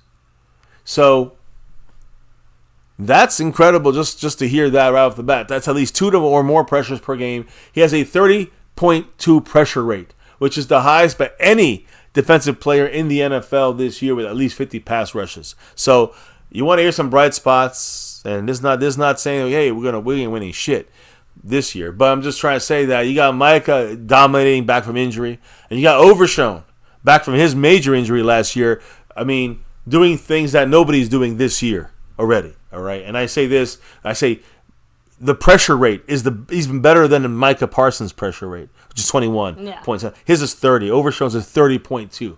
So multiple pressures per game in the last 5 games. Great numbers there by Overshown. This kind of led Micah Parsons talking with Trayvon Diggs on his show on the Bleacher Report. He said this, Micah Parsons, and he feels very comfortable and confident about his defense. Again, like I said, him, Overshown, Trayvon Diggs said, quote, I'm going to put this out there. We're a damn good football team. Again, end quote there. He said this was On the Edge with Micah Parsons on his Bleacher Report podcast. So a lot of people were not happy with that comment. Yeah. I know he was kind of speaking about that and other things. Yeah, and he said it. I'm going to put this out there. We're a damn good football team. I just hate that the score doesn't really show how good we actually are. I mean, did you want me to? Oh, is that the whole quote? Yeah. No, that was like the initial quote that kind of got everybody. Full context quote there. Yeah. That's the one that got everybody and their mom kind of feeling some type of way. He also said, in terms of how I believe we are and where we're going, by the end of this year, you're going to say Mike Zimmer didn't have all his pieces, but we sure did a damn good defense together. And I can take that because I know that we can grow from that. I mean, again, he basically doubled down on those comments. He's saying basically that we were injured, and that's why you're not seeing all the pieces out there. Yeah. So, but at least from Micah's perspective, he doesn't see it as a schematic issue. So, I mean, hey, you guys let us know how you feel about that. But that's it as far as that side of things for Micah. Oh, I thought we had more stuff. Well, no. After that, he talks about like LeBron James, his relationship with Dan Quinn and things like that. I don't know if you wanted to mention that. I know. I think we had something. I think we had something with Mike McCarthy. I thought coming up here, but because he had some. I think he apologized or had some comments about. No. Micah was the one who commented about the comments he made about McCarthy. That was. Oh, okay. Yeah. I don't know where that other part came All right, that's why I thought we were talking next. I'm sorry, I'm confused, I guess. When you look at I guess we're referring to his comments that he said that we've got a good defense. The comments I was talking about is Mike McCarthy's comment. The comments that he made about McCarthy last week that was taken and construed into the fact that he had to kind of double down on that again. I thought that he had to kind of speak on that, but I mean, I didn't know. Did you want me to talk about that? Yeah, that's next. Yeah. Okay, so he said, "Well, yeah, I should have elaborated a bit more when I talked about here. When I'm talking about here, I'm thinking Dallas Cowboys." And then he, of course, was asked, "Well, like, do you want to see Mike McCarthy back here next year?" He said, "Like I said, that's above my pay grade. Also, McCarthy's always been good to me. He's always been a good coach. He won me a lot of games in here, and I have a lot of success with him. The coaching stuff, I can't really control that. So you get the, I guess that was the bigger kind of, conclusion to Micah Parsons' comment about Mike McCarthy and his coaching. The coach can find a job anywhere, and their coaching lifespan is basically longer than a player. That was what Micah Parsons' original comment was basically about. Now, this gets us to now draft order. Cowboys, led by Mike McCarthy here, our 2025 NFL draft order. The Jacksonville Jaguars. I want to make sure everybody understands these are the teams we want to win games. We want these teams winning. Jacksonville, they're 2-9. Tennessee Titans 2-8. The Giants 2-8. The Vegas Raiders 2-8. The Patriots 3-8. The Jets 3-8. The Browns, who just lost last night in the snow, what a game, against the Steelers. They were 2-8. They went 3-8. They jumped from like second pick to seventh pick. The Panthers are 3-7, tied with the Dallas Cowboys at 3-7. So we are right now ninth. We have a tiebreaker on Carolina, but we also play them later this year. So we are currently the ninth, top 10 pick here, guys. The ninth pick of the draft. With the 3-7, and that's every round, of course, to get that ninth pick. Now, according to ESPN's, kind of analytics, the Cowboys are projected by the end of the year to have the 8th pick of the 2025 NFL draft. That's what ESPN is kind of their numbers are saying. They also say that to get the top 10 pick, the Cowboys have an 83.6% chance to get a top 10 pick. I think that's pretty obvious. The chance to earn a top 5 pick, which would be interesting, 35.4% at this point to get a top 5 pick. To get the top pick, the worst pick, the worst team in the league, the top pick in the draft, 3.8%. Not bad. There's still that chance. And again, I think they don't even account. I don't think they account for the fact that there's so many guys injured and there's so little to play for. So I think that when you account into that makes it, to me, you up those numbers. Yeah. Whether it's the top 10 pick, the top 5 pick, a top 1 pick, you up those numbers. Now, is McCarthy going to have a chance to do anything to do with that pick? The answer is probably no. Because according to many different sources immediately, we've talked about this through the man. Simon says, he's brought this up. Simus says, he's brought this up multiple times on his channel, I think last year. But he said once, as he says, quote, used car salesman, Mike McCarthy is dropped from this team, and it's going to happen after the season's over. It's not going to be fired. It's just going to be contract not re-signed. Exactly. Okay, that's all. Just gone like that. Who will the Cowboys put in place? So we hear a lot, and it's Simus, but a lot of other people saying now that Deion Sanders with maybe his son, Shedeur Sanders from Colorado. So on Colin Cowherd, which is cow shit to me, on the 3-7 Cowboys, he said, along with, and it's not just him, it's a lot of people saying this, quote, I would go get Deion Sanders as head coach. I would pick Shedeur Sanders for quarterback. If I had to give up Micah Parsons and 3 first-round picks, I would do it. End quote. Yeah. Now, he's a retard. We all know that. Okay, so no one's going to give Micah Parsons. There's no. We would probably get a top 5 pick. It'd be idiotic to give up the top 5 pick, Micah Parsons, and then 2 future first-round picks. That's the dumbest shit I've heard. To go up 2 spots, 3 spots. Is Shedeur worth any of that? The answer is no. So, but that was the first kind of some of this media onslaught, and some people out there that are pushing for this, that are liking this or want this. Michael Irvin is one of those people. Michael Irvin said Deion Sanders. And I guess he has some inside information here. He said this on a show today. Deion Sanders would accept the Dallas Cowboys head coaching job if they draft his son, Shedeur Sanders. Now, this is what Michael Irvin said on, Get Up, whatever, one of those dumb football shows. He said, quote, 100%. And I can tell you, good sources have told me that. Great sources have told me that. That tells me, and that's what end quote right sounds there. Sounds like it's coming from the man himself. It sounds like it's Deion Sanders saying, if they draft my son, I will go to Dallas and I'll coach them. What's a better source than that? That's I'm not. this sounds to me like it is a disaster, but it is also something else. What can I say? We're fans. What can we do? Here's the thing. Even if Deion, remember we saw the interview. He's like, I'm happy here in Colorado. He showed the stadium. He showed his window where he works. It's like it's good, clean, fresh air and no drama and doesn't matter. You know what I'm saying? All that. He loves where he works. He said this when he was asked on a TV show recently about this. But he said he didn't want the job. So here's the thing. Even if Deion Sanders wanted the Cowboys head coaching job, he has said he doesn't want it. I think it's a terrible idea. That's just me. Now, what I say to mean shit, baby, I'm sorry to say this, my love. I mean, it means a lot to me. Nah. But what you say doesn't mean crap to Jerry Jones and this organization and with the fans over here in the chat and the people that watch the replay and all the fans on Cowboy Land. Nobody gives a fuck because Jerry Jones is the only one that gives a fuck. So, well, I want to know what the front office said about these comments. I don't know who spoke about this.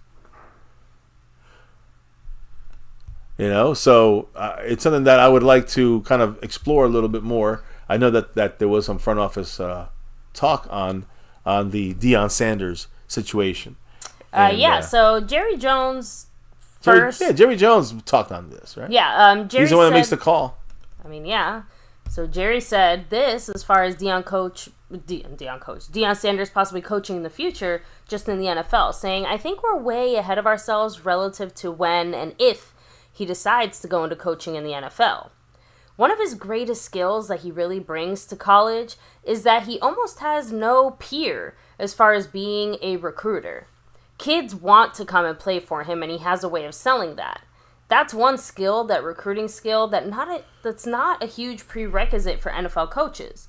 One of his greatest values is the area of putting the team together and getting great talent to come play for him there at Colorado. So again, to me, he's saying that we know the popularity of Deion Sanders is the reason why Deion is able to bring in young kids to Colorado. It's different when it's money talking. And even though I do think it would make the Cowboy star shine a little brighter, some players will definitely want to play for Deion Sanders. Don't get me wrong.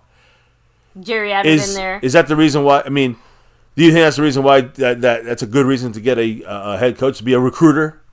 Your head coach is a recruiter? Is that what we got going on now? That's my question to Jerry Jones. Go ahead, Jerry. Expand. That's what our scouting department's for. Exactly. But he added in there, all of that would go into your mind, but make no mistake about it. He's one of the top people, young and old, that I've been around in the NFL. All right. So, well, there you go. His thoughts on Deion is the door is open. Now, of course, the other side of that coin, though, is because Jerry was asked, and this was after the game, the day after the game, actually, if he thinks that the Cowboy players still believe in Mike McCarthy, if they still believe in his coaching. Jerry said, yes, I do. That's overblown. That losing this team stuff, that's overblown. I don't think so. First of all, they're natural competitors. Secondly, they're so proud of the fact that they're professionals. Disappointed? Disappointed in maybe the way that they executed a play, but not anything that's, brother or first cousin to give up. That's not in that locker room. Really, it's not. Everyone's certainly disappointed, but that's a big difference from not knowing that you've got to put one foot in front of the other and go. Yeah. So, anyway, there you go. That was didn't it lose from a team. Jerry, at least. Yeah, didn't lose a team. I just Jerry Jones blowing smoke. This team is, coaches have lost the team. Yeah. Want to know kind of a funnier Deion Sanders connection, though? Yeah, let's hear it. Mike Zimmer. He's actually friends with Deion. Yeah, he came close to coaching him, if I'm not mistaken. So, and he was asked the same thing as far as Deion possibly coaching in the NFL. Mike Zimmer said this, quote, Deion and I obviously are very good friends. We talk weekly, probably, but I'm not going to speculate on any jobs or anything like that because I don't think that's right. I know that he's told me many times that he's very happy at Colorado and he likes it there. Obviously, he's done a great job, and I try to watch his games every week where I can. I'll give him some tidbits and then go from there. There you go. Zimmer, a lot of people are asking about it. Don't mean it's going to happen, and the probability is it won't. Thank goodness. But exactly. Jerry likes to keep the drama going no matter what, somehow. Is that it on the Deion Sanders thing? Yeah.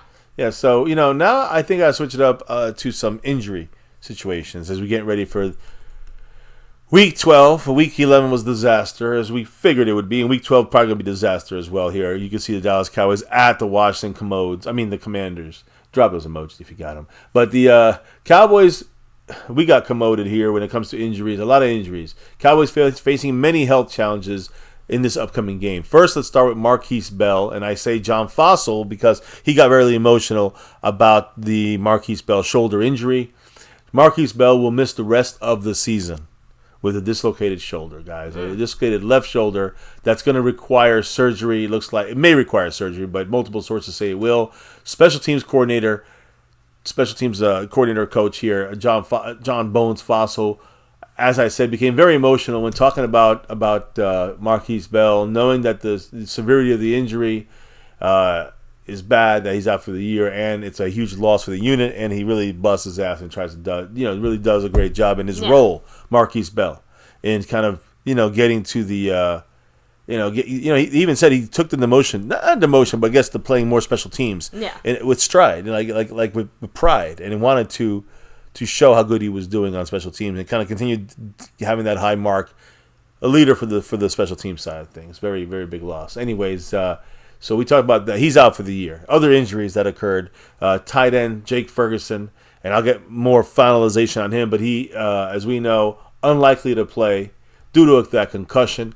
And we also have both left and right guards, Zach Martin, Tyler Smith, in this last game against Houston.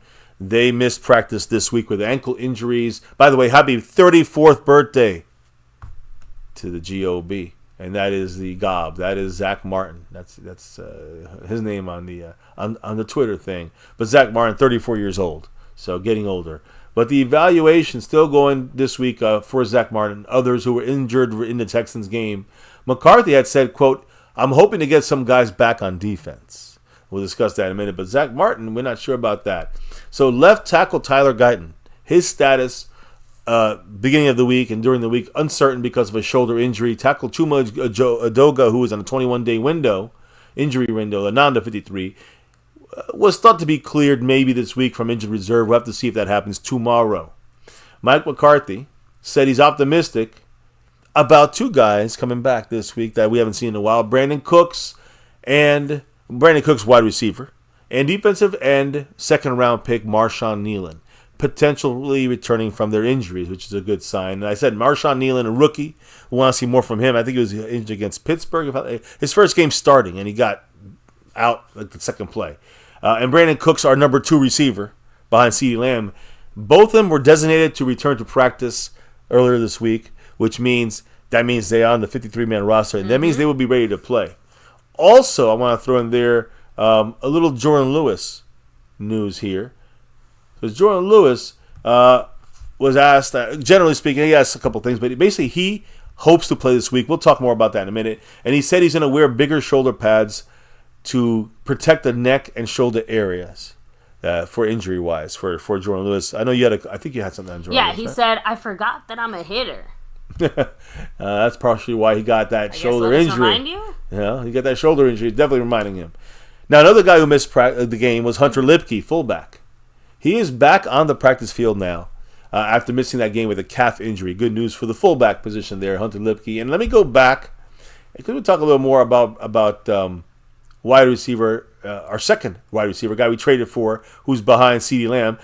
We haven't seen much from him, and he's been injured most of this year. Brandon Cooks back also on the practice field after missing 6 games with that infection after the surgery in his knee.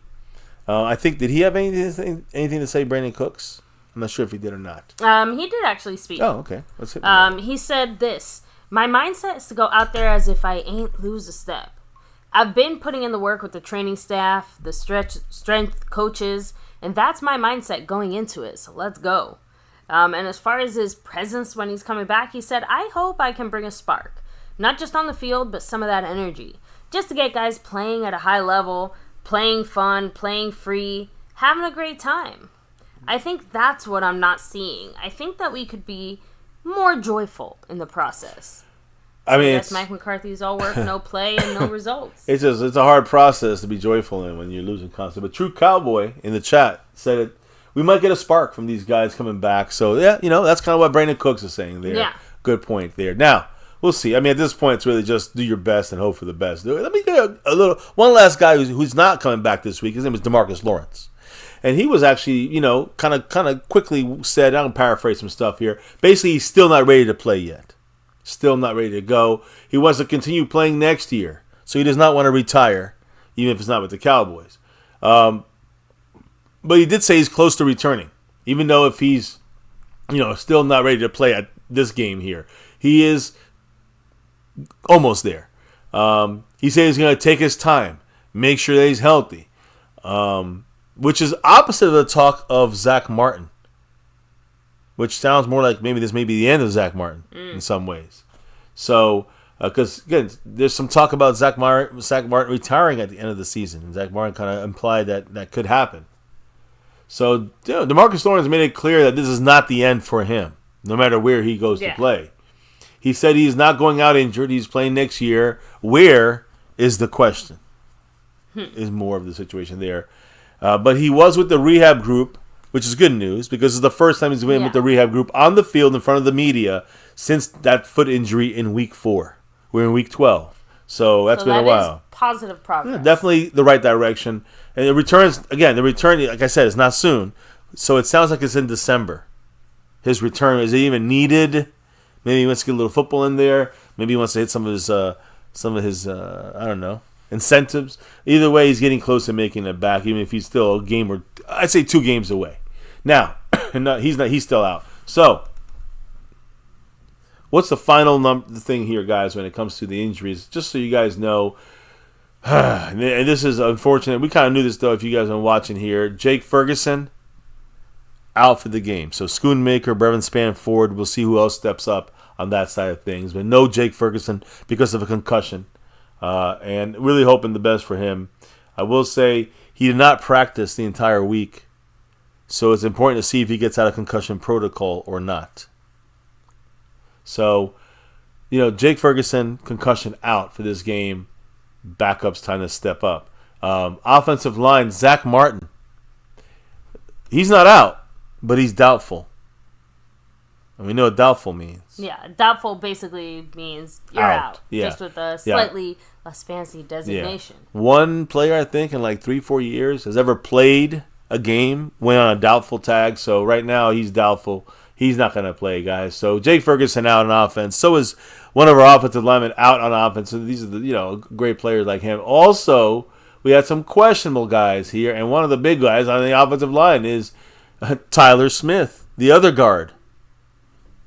So both guards who guard the quarterback and guard the running back are out. Well, not out. Tyler Smith is questionable. He got rolled at the end of that game there, and that was unfortunate. So, not sure if he's going to play. I'm going to tell you right now, guys, without Zach Martin, that means T.J. Bass plays that right guard spot. And without, Tyler Smith on the left side, if he's out of this game, that means we're going to, you might see Brock Hoffman playing center and maybe BB playing left guard.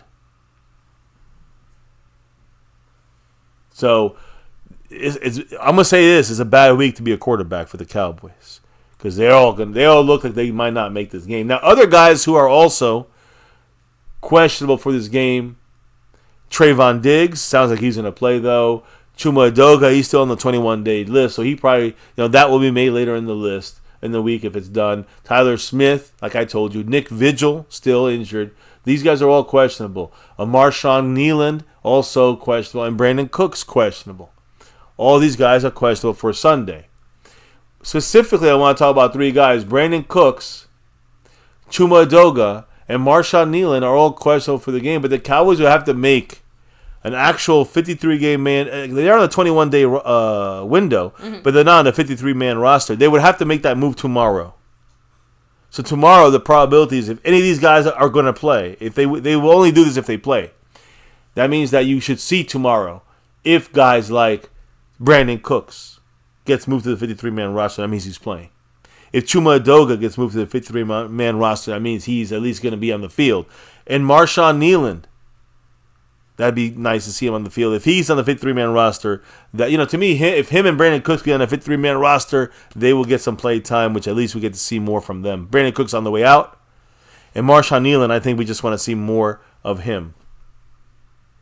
So, these moves will probably happen tomorrow if the Cowboys want to move them into this game.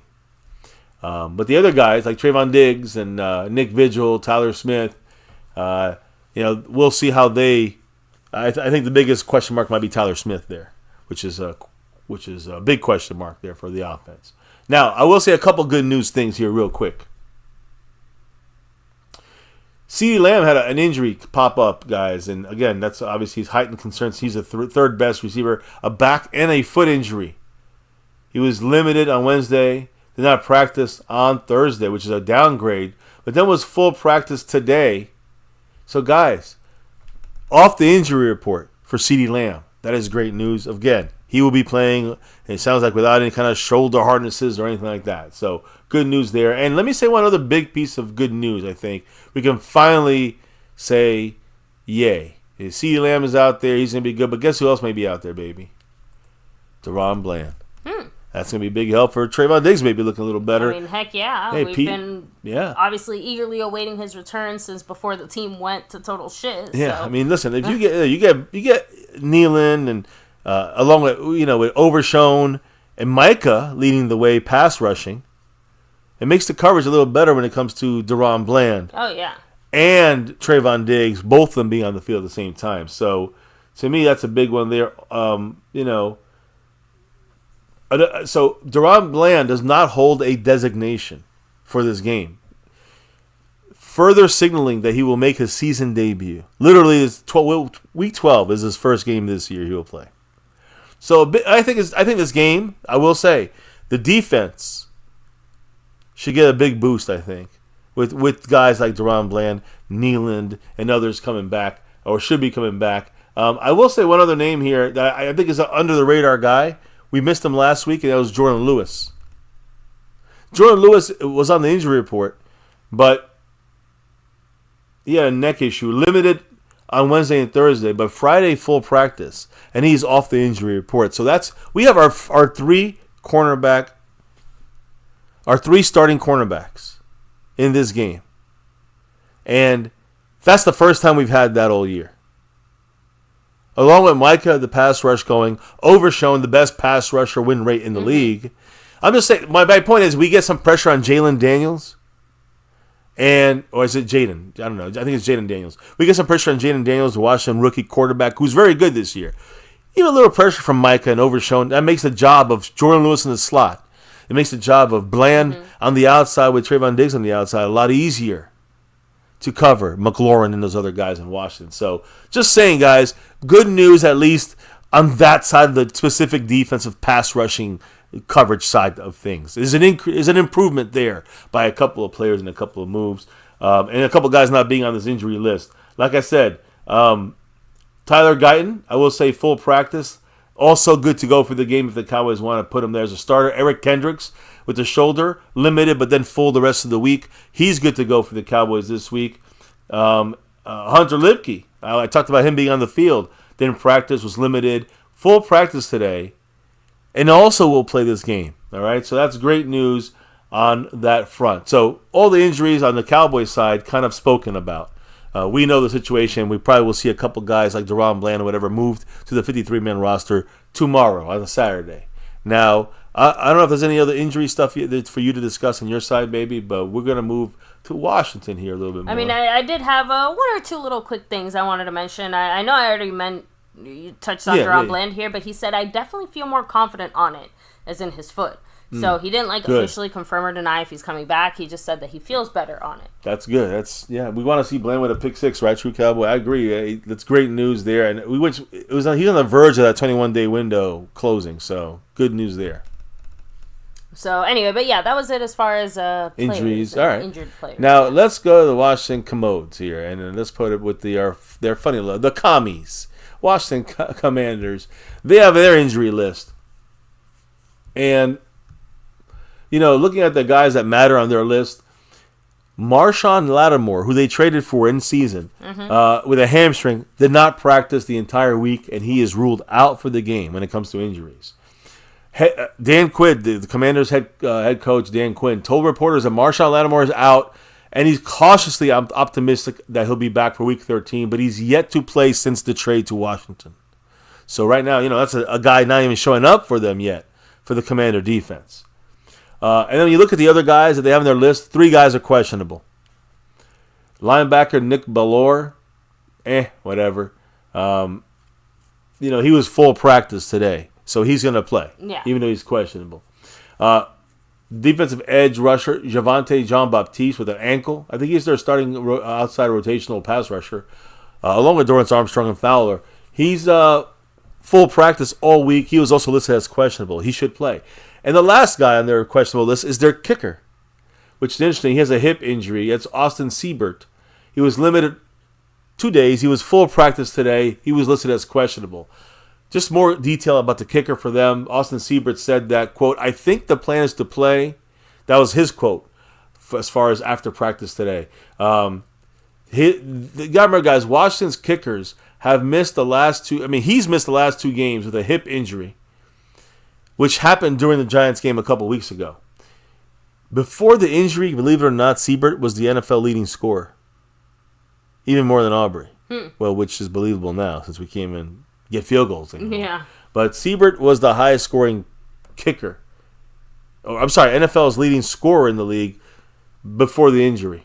So he is still questionable, but it looks like he may be back for this game. And the Cowboys, of course, visiting the Washington Commanders on Sunday in a game played on Fox with Joe Davis, Greg Olsen, and Pam Oliver on the call, which means it's only the second time this year the Cowboys, again, this is our 12th week, but this is our 11th game. The Cowboys have not had the top network broadcasting crew. This is the second time all year. We'll get it next week. Why? Because it's the Giants. The Giants on Thanksgiving. And of course, we get the top crew there. And as far as our uniforms go this game, the Cowboys are going to wear the traditional white jersey. And let me tell you, that's important to note, guys, because it's the first time since 2020 that the Cowboys have worn white when visiting Washington. The Commanders chose to wear red this time around, or at least a dark. I think they're wearing red this time, and we're wearing our white. The Cowboys have worn navy there every year since 21, 22, and 23 in a row. So this is the first time we're wearing it since 2020. The white jerseys in Washington. Now, I know there's some comments, I'm pretty sure here, leading up to this game from some of our guys. Pretty sure. Some interesting little odds and ends. So hit me up with that, baby, before I finish it up with the final, keys and matchups to possible, I don't want to say victory. How about possibly looking better? We'll leave it at that. So the only thing I have that I want to touch on right now is actually just Micah Parsons, because he touches on his relationship with Dan Quinn. Okay. Right? Saying, me and Q, we still talk to this day. He shoots me a text every week or two, more frequently recently, and maybe he's just trying to get in my head a little bit. He actually helped me get some tickets to the game this Sunday for my family. That just goes to show what type of coach the Dan Quinn is and what type of what type of players coach that he is. Regardless of where you're at, whether you're playing for him and things like that he's about his guys. That's my guy, and it's going to be fun playing against him. I know he's going to have him riled up. He's probably going to say, oh, it's Shark Week, it's fight night, got to go to round 12, knock him out, rivalry game. I know his spiel. So. Yeah, he knows the way that Dan Quinn talks, and the way he coaches. So, he's ready for it. But look, Micah, obviously a lot of players still respect Dan Quinn and everything he can do. Yeah, so, and that was it specifically as far as, players and stuff. Yeah, I get you. So this game here, real quick. This is quick, guys, because nothing left, really, that we can do to beat these teams. Or do we even want to beat these teams? You know what I mean? So some keys, some matchup stuff here, real quick, for Week 12. How can the Cowboys possibly play a spoiler? Can we spoil the NFC East rivals, run to, I guess, it makes it easier for the Eagles if we beat them. So the season's lost for the Cowboys at 3-7, but we got to play every week, right? Real fans stay to the end. And now we battle NFC East rival Washington Commanders, who are 7-4 currently. So it's funny you brought up Dan Quinn, because the first thing I got to say is one of the first keys or matchups I want to look at is Dan Quinn versus Mike McCarthy. Yeah. They know each other. You want Sure you want one that really favors the Commanders? This is one. Dan Quinn knows McCarthy and his tendencies, knows the players. Don't look any further than McCarthy versus Dan Quinn, because Quinn is highly familiar with the Cowboys' offensive scheme. He's highly familiar with McCarthy's play calling, as every day in practice as the Cowboys' defensive coordinator. But he's also very familiar with the Cowboy players and personnel, how we use our players. Quinn should be able to take advantage of this information and knowledge that he stored up over the last, 4 years in Dallas, and incorporate it into a game plan for Washington this week in this Week 12 matchup, which is the first of two between these quote-unquote bitter division rivals, and again, hated division rivals. So again, you see the Dan Quinn effect. I mean, he knows our players, he knows our personnel, he knows our tendencies, he knows our coaching when it comes to our current team, and he knows our backups too. 4 years of knowledge from him, right? So the Dan Quinn effect is this. The Commanders' defense has converted 88.4% of their tackling opportunities. It just shows you know how bad we are at tackling. Yeah. They have converted 88.4% of their tackling opportunities. That is the fifth highest rate in the NFL. Quinn-led defenses have ranked top 10 in tackle conversion rate every year since 2021, since the Cowboys. So it shows you our drop in tackle rate is major without Dan Quinn. That's a major thing. Zimmer and Quinn, I don't know what happened there. Conversely, you look at the Cowboys, our defense converted on just 85.3% of our tackling opportunities. Sounds like not that much. That's not bad, right? 3% less. That's the fourth lowest rate in the NFL. That makes a big difference. For Dan Quinn to be consistently, even though it's that little bit of a difference, for him to be top 10 every year is major. When you look at the Cowboys, we were top 10 every year until this year, when we were fourth lowest. Exactly. So that shows you the coaching differences, on top of the injuries too, right? So let me just say this real quick. List of quick advantages, guys. And again, this will be quick, because there is no advantages when we look at our offense versus the Washington Dan Quinn-led defense, right? I know there was some stuff with the Commanders players that Dorrance Armstrong made kind of I don't want to say a funny comment, but he was being interviewed. He was asked, what's your sense about what's going on right now with Dallas? He kind of stopped, thought about it, then started smiling like a crazy person and said, it's not good, and I'll leave it at that. Shots fired there by them. I thought McCarthy had said something about it. McCarthy had some praise for players on the Commanders. I don't know if that's what you want to touch on now. Yep. He just said this about Dorrance Armstrong and Dante Fowler specifically. Saying that's how this game works. The financial component, it changes your team every year. We had to cut those guys for that I'm reason. happy that they got a great opportunity, and I hope they play like shit this Sunday. Well, we hope they do too. Yep. So, anyway, that was it as far as and that's why I want to do that, because I'm looking at our offense versus their defense. And you see them, the former Cowboys, speaking on this. And what kind of advantages right now, whoever we play, the other team always has, pretty much, other than maybe 2 games this year that are left, every week the other team's going to have a significant advantage over us on every single category, pretty much everywhere.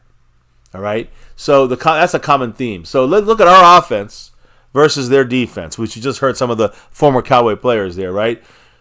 Guys, when we run, our running inside 31st, red zone 31st, 25th at scrambling, light boxes 27th, stacked boxes 29th, efficiency 30th. Come on. Rushing from the shotgun formation 31st. I'm saying, guys, 30th at design runs. This is like we're the 30th or worse at pretty much everything in running on offense. And we're against the commies over here, the Commanders.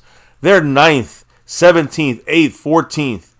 And everything they were in the 30s, they're in the 20s or better. All right? So they're better than us pretty much everything. But a higher advantage. We're not going to be able to rush inside the tackles. We're not going to be able to rush in the red zone very well against this Commander team. We're not going to be able to, scramble very well, which, again, Cooper Rush, well, we don't want him scrambling. And that's just that side of things. Now, you look at the other way, when it comes to the passing versus play action, passing versus no blitz, passing versus long passes.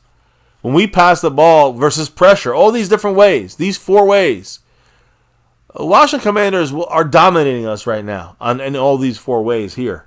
They still dominate. They still beat us pretty well on deep passing, overall efficiency when it comes to passing. Passing no pressure, passing no play action. They still pretty much lead in every category. Now, the few categories they also lead in intermediate passing. Like their defense beats our offense in everything except 2 things. So if you want to see like a little hint of something here, quick passing, the Cowboys are slight favorites there. We are ranked 23rd, they're 28th. And passing against the blitz, and that's mainly Dak Prescott, we're 22nd and they're 25th. So, I mean, that's not good to have. Those are only 2 advantages in the pass game against the Washington Commanders. So what happens? Our offensive line, guys, this is a matchup we have to look into it. And unfortunately, no Zach Martin. Tyler Smith's questionable to me. He may not play. Guyton's playing like crap, and if he's not there, it's Austin Richard. We got, BB, the rookie in center, is playing good, but again, a rookie now with practice squad guys left and right, that's going to go down. And then Terrence Steele at the right tackle, who's had his own issues. So it's our offensive line versus Dan Quinn's defensive line. And there's another matchup that's very sad looking for the Cowboys. It heavily favors the Commanders. Tyler Guyton, probably if Tyler Smith plays, he's going to be questionable. He's going to be hobbled. No Zach Martin. I mean, Tyler Guyton is active, but who knows if he's going to play. Tyler Smith is questionable. Zach Martin's out. So we got a whole new, very young offensive line against a dominating defensive line when it comes to the Commanders. So, again, this means trouble for the Cowboys' entire offense. The scheme, the quarterback, the running back, whoever's back there for the Cowboys. Very talented Washington defensive line. They have Daron Payne there, who we know is a dominant player. Yeah. They also have Jerzon Newton, who's an up-and-coming guy there. We'll be watching him, I'm sure, dominating our offensive linemen. That means it's going to be really tough for the Cowboys to get anything going offensively at all. Again, that's why I say 10 points. Against this Commander team, I'm giving you my prediction right now. We're not getting over 10 points against this team unless it's garbage time. Sorry to upset those people. On offense, we have no offense. And that's all I got to say about the offense. Let me talk about our defense, because that's the improvement. At least let's end it on a good note. Okay. But let me just give you a clue real quick. The Washington offense is fantastic. So the good news on defense is on our offense, we want to cut a couple categories against their defense in certain situations. But on the other side, even though our defense has improved, the Commanders' offense destroys us in every single category against our defense. Their offense destroys our defense in every category. What do I mean by that? Our defense against them, passing versus the pressure, they're 6th, we're 31st. Passing versus no play action, they're 2nd, we're 25th. Intermediate passing, they're 7th, we're 27th. Passing efficiency, 3rd for them, we're 26th. Their passing game is fantastic. So, passing with no blitz, they are 6th, we are 30th. Horrible, guys. So, we lose everything there. When it comes to running, of course, do we have to even say this? When we have to stop the run, and we are horrible, but how are they? Well, baby, brace yourself. We're going to learn something today, because this is the worst of the worst here, stopping the run. The Cowboys are 32nd in pretty much almost every category. The best we are is, I guess you could say, quarterback scrambling. That's stopping the quarterback scrambles. That's mainly overshown in Micah Parsons. Every other area, guys, the Cowboys are 31st, 32nd, or 29th at stopping the run. The Commanders, overall rushing efficiency, 3rd. Design runs, 4th. Outside the tackles, 2nd. Red zone, 4th. Under center, 10th. Against stacked boxes, 11th. That's their weakest, by the way. Because on the inside tackles, they're 6th. On shotgun, they're 2nd. Light boxes, they're 9th. And again, scrambling, they're 5th. They're very good, and that's our best thing. We're 20th. They're 5th with Daniels back there, guys. Jaden Daniels. So, as you can tell, even though they have a high flying offense. That's the thing we have to remember about their offense.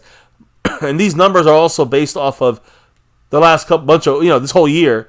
But we actually have probably had the best defense right now that we've had on that field. Maybe most of the year. Maybe most of the year. I'm just saying. DeMarcus Lawrence comes back, it'd be great. But my point is that right now we have our defensive cornerbacks are fully back. Micah and Overshown are doing great. So, excuse me. So that to me is a good start for the Cowboy defense, even with all the numbers stacked against us. So when we look at this, really the issue here, we know they have a rookie quarterback who's blowing the doors off the NFL right now, okay, with Jaden Daniels. No rookie is lighting up the league right now more than he is, who's been a major force behind the Washington turnaround at 7-4 right now. He is, listen, Jaden Daniels, he's 6'4", 210 pounds, okay, and he's a significant threat in the air, but he's also, and this is what's going to lead me to this. He's good. We know McLaurin is good and all that great, but the key here is he's actually used running the ball. So I want to make sure that when we watch the game, you're going to see the quarterback running the ball a lot. It's not going to be a surprise. That's what they do. They're 5th in scrambling. He loves to run. He loves to scramble. So he's a significant threat on the ground. And to me, guys, this is ground zero for running quarterback and running backs, because this is a running team. And Dan Quinn knows what to do to beat this defense, especially our backup. So here's the thing, guys. His running abilities is great. Right now, listen to this. Jaden Daniels is 2nd in rushing yards and quarterbacks with 482 yards on the ground. 480, almost 500 yards rushing. That's more than than any of our running backs. Yeah. He's only behind Baltimore's Lamar Jackson. And he's also tied for 4th with 4 rushing touchdowns in the league there. So aside from Daniels' impact on the ground, which is going to be a huge test for the Cowboys to stop their running quarterback, let's kind of focus for a second on their running game, because they're not going to want to. Jaden Daniels is not they don't want to hurt him. So when they're going to use the running backs, they got 3 good ones, and you might know some of these names. Brian Robinson Jr., who's been there. He's a weapon they use. Austin Eckler, of course, is now in Washington. And Jeremy McNichols is used as well as a three-headed monster, along with the running quarterback in Jaden Daniels.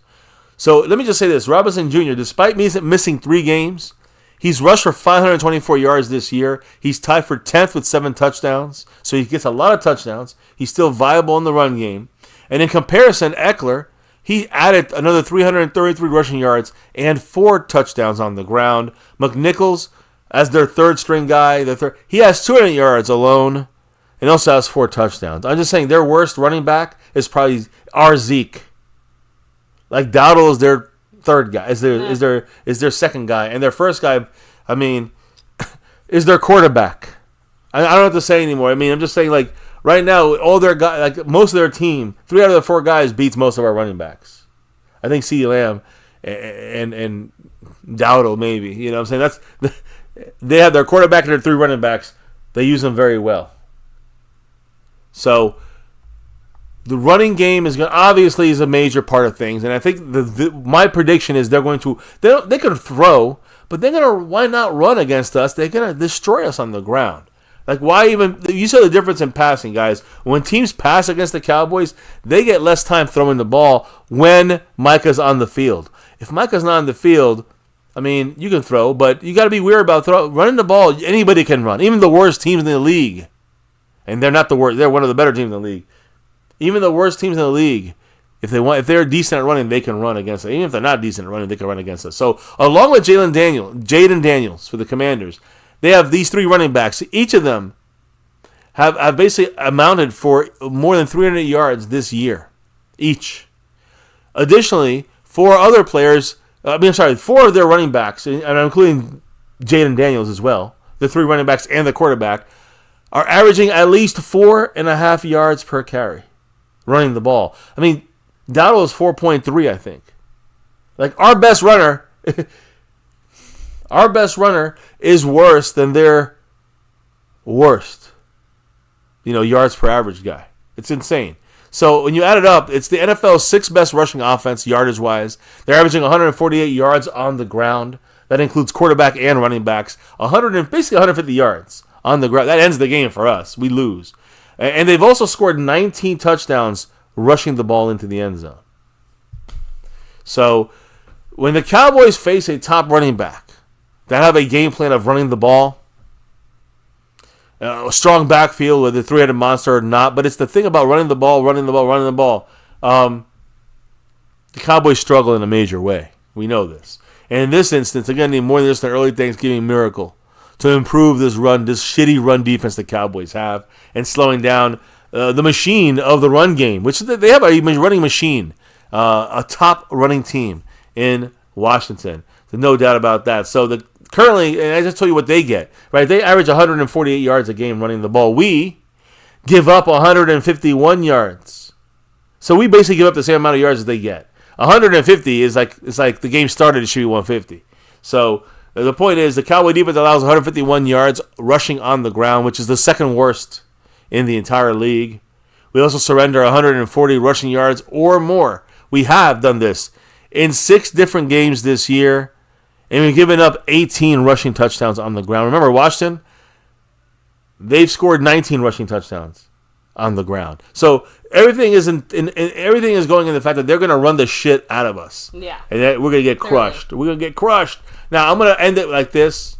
When it comes to the Cowboy defense, we've allowed the NFL, I'm hoping the pressure with Overshown when he goes in there on the blitz, with Micah on a consistent basis, we at least know that that's going to be improved since the last handful of weeks.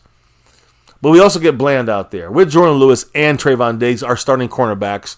Finally, first time all year, week 12, 11th game.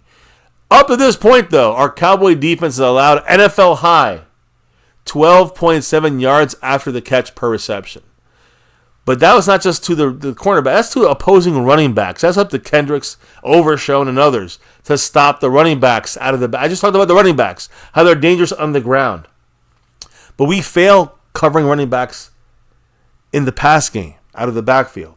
So by allowing 12.7 yards for running backs out of the backfield, that is what is that? I said that was the worst? No, wait. Yeah. That's NFL high, by the way. We allow the most yards out of the backfield, 12.7 yards out of the backfield, than any team. And I say any out of the backfield to running backs, than any team in the NFL. All right? And that is the most, by the way, 12.7 yards for a running back out of the backfield is the most by a defense since 2016. Any defense. By the way, adding to the running backs for the Commanders, Austin Eckler, running back for them, has 401 yards after the catch and 127 yards plus yards over expectation. What I'm trying to say is when he gets the ball in his hands, he gets yards after the catch. The Cowboys are the worst at getting running backs after the catch. You know what I'm saying? So this is the worst. And I say this, even though they have different running backs that can do different things, Austin Eckler is going to be the key killer for us if he gets the ball in the air, out of the backfield. I hope that Overshown can do something there. So the last thing I can say is this when it comes to a matchup to watch. Micah Parsons versus their left tackle. That's my only hope. That he can get enough pressure, it could disrupt the game for them. So Micah Parsons versus Brandon Coleman. If there's a matchup that we can get an advantage in, it is Micah Parsons versus their left tackle, Brandon Coleman. Again, Coleman was the Commanders' 3rd-round pick this year. So he's a rookie, guys. A rookie, 67th pick of the draft against Micah Parsons. It's time here. It's time. It's time for Micah to get in. If he could get in there, get disruptive, even in the passing game, it could cause the rookie to make some mistakes. It could cause Jaden Daniels to make some mistakes. So the thing is this. This left tackle, Brandon Coleman, even though he's a 3rd-rounder, 67th pick of the draft, he's played surprisingly well so far in his rookie season. We'll see how he does against a great like Micah Parsons. But he's only been penalized once this entire year. One time. and he's only given up a total of 4 sacks in his rookie season, this entire season. So he could not have, this is him having his hands full with Micah Parsons. Now, I will say this. Micah, even though it was very good the last 2 weeks since he's back from his injury, he did not have a quarterback sack last week. But again, he did have 2 against the Eagles in Week 10. So another multi-sack game for Micah Parsons is very attainable here against the Commanders and Jaden Daniels. So, Micah's got to tackle left tackle Brandon Coleman. If we do that, you don't get penalties. He's playing well. But if you get in there and give him a little bit of trouble to the young guy, there's a chance we can have some disruption in there. Maybe have a chance to keep the game close. Keep it fun for us Cowboy fans. What else can I say? So, but I'm done on my side, baby. I've broken this last game down against Houston, ugly ass. I want to put the score back up there. And I've broken down our current game here up against the Commanders. As you know, the next time we go live, it'll be game day here. That's right. Looks like we're not going to hit our goal, obviously, at 1 out of 10. So we're going to wrap it up here in a couple of minutes. But baby, I don't know if you had any last comments on your side of things. I do. Jerry Jones had this to say as far as Dan Quinn, saying, "I have a high opinion of Dan Quinn. It's formidable that he's sitting out there in Washington. I wanted him to get another great opportunity, but boy, I hate that we have to play him twice a year." Yeah, Jerry Jones ain't happy about that one. And hey, then we kept him actually maybe another year or two than we maybe should have, let's be honest, right? Yep. Stephen Jones threw in some random comments here as far as an international game, saying, "We entertained doing one this year. We decided it wasn't going to work out. It could happen as early next year." I know that. Obviously, we have a lot of interest in a franchise in Mexico, and we're real intrigued to play in Mexico. Yeah, I mean, we know the Cowboys, if they do play an international game, it will be probably Mexico. It won't be England or Germany or anything like that. It's going to be Mexico. That's where the fan base is. And yes, for Jerry and the NFL, that's where the money is too. Yeah.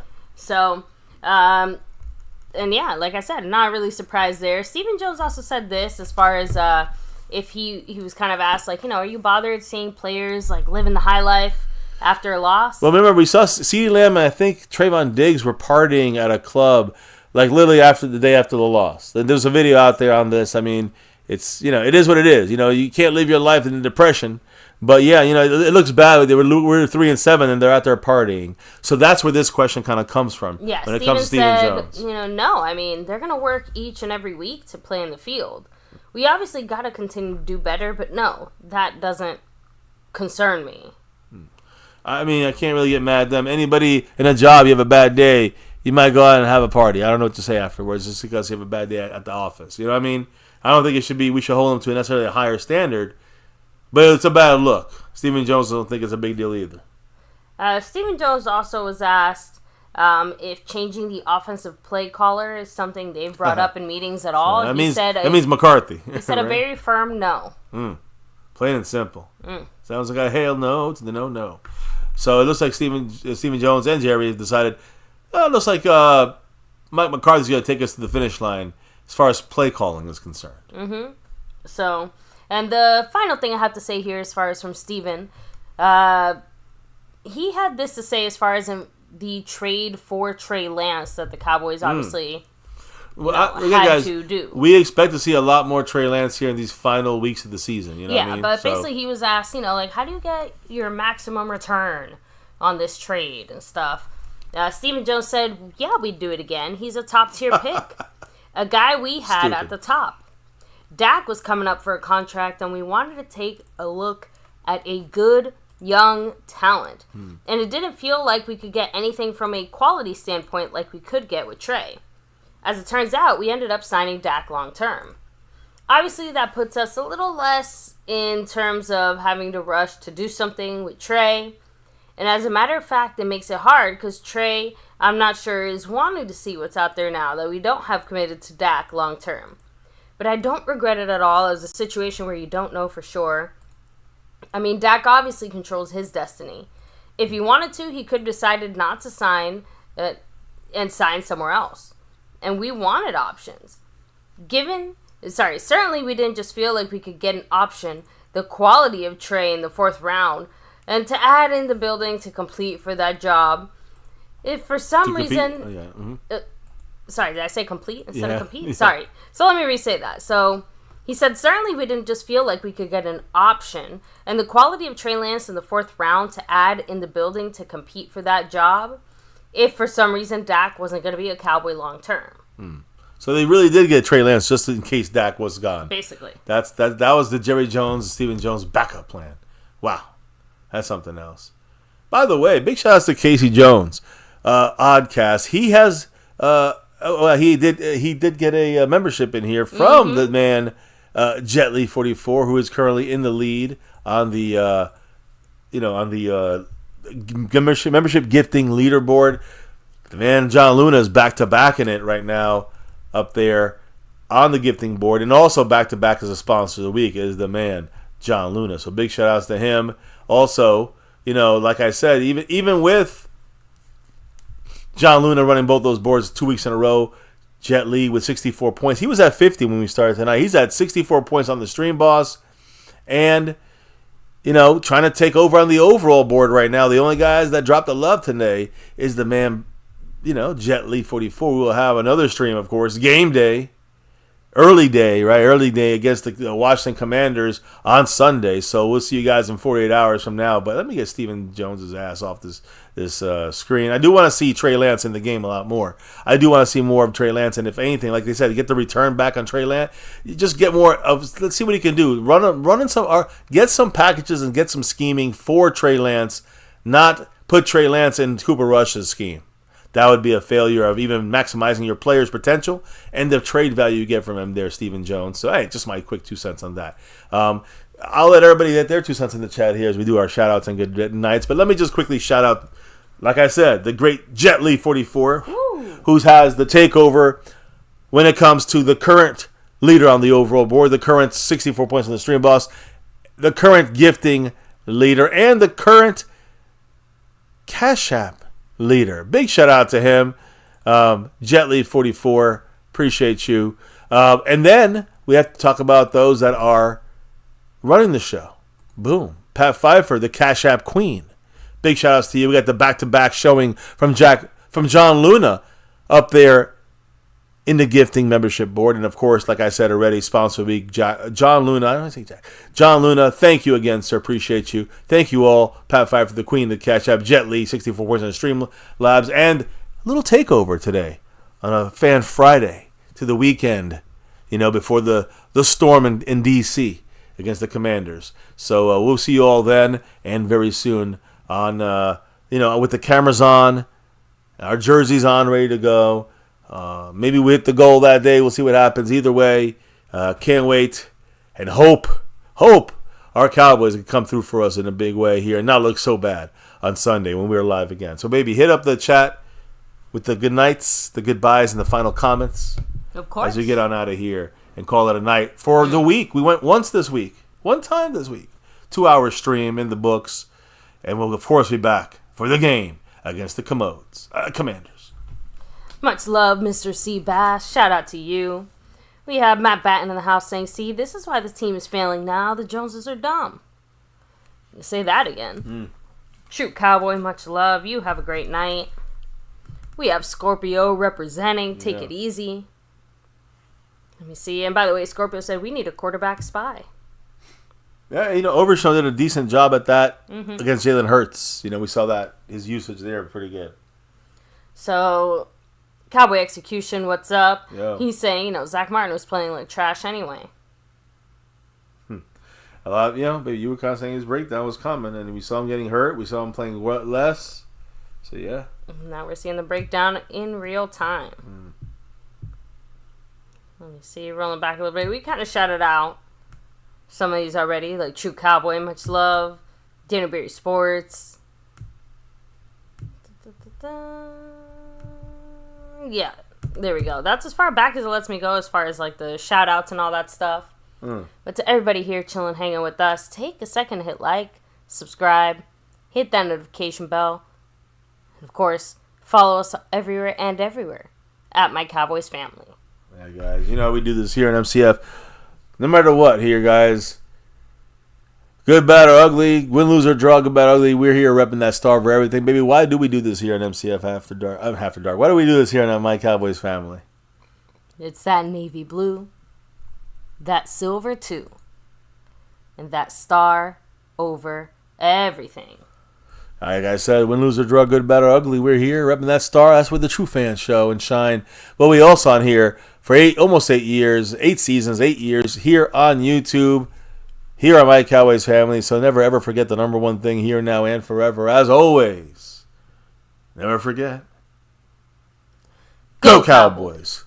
Next year, let's get that 6 and beyond. This year, let's get that 6th pick, and or higher. And beyond.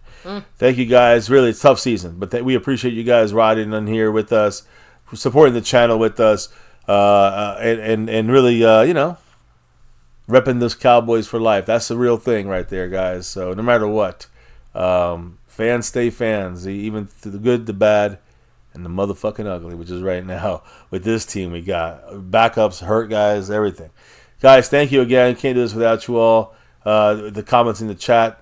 Thank you for your knowledge in the chat all night long. Thank you, guys. Thank you this week, specifically to Jet Lee 44 with the drops from above. Thank you for that. We'll see what happens on the leaderboard on Sunday. And, of course, no goal today, so that will have to be for the game day. But we'll be back, relocked and reloaded, as we drop out and clock out for the night here. Baby, before we can officially drop out of here, what do we got to do? We got to drop the beat. Oh, yeah. That beat's official. And that beat's dropped. We're out of here, guys. Thank you again for rocking here with us. I mean, it's been a rough year, tough year. So even if you're watching us on replay, comment down below. Thank you. You could be anywhere. You're here with us. Listen to some Cowboy news, info, and updates for another excruciating week of Cowboy football in 2024. But still here with us here on another MCF Cowboys chat, baby. That's what it's about. And this one was a Week 12 preview. Yes, Fan Friday style. Thank you guys for ripping it up with us here. You saw the topics on the screen and some AI as well. Hey, what we can do is try to get a top pick right now and not get injured, not get hurt. Guys, here on MCF, no matter what, we rep that navy blue, that silver 2, that star over everything. Never forget the number one thing here in My Cowboys Family. Much love to all you guys in the house. Can't do this without you guys hitting that like button for the stream, subscribing to the channel, hitting that notification bell so you know we're going live. And of course, jumping in that Discord. It's in the description if you haven't checked it out yet. Also, follow us on all social media, specifically X, Twitter, at My Cowboys Family. And hey, don't forget, enjoy the weekend. Stay safe. We'll see you on Sunday for the game. And never ever forget, go Cowboys!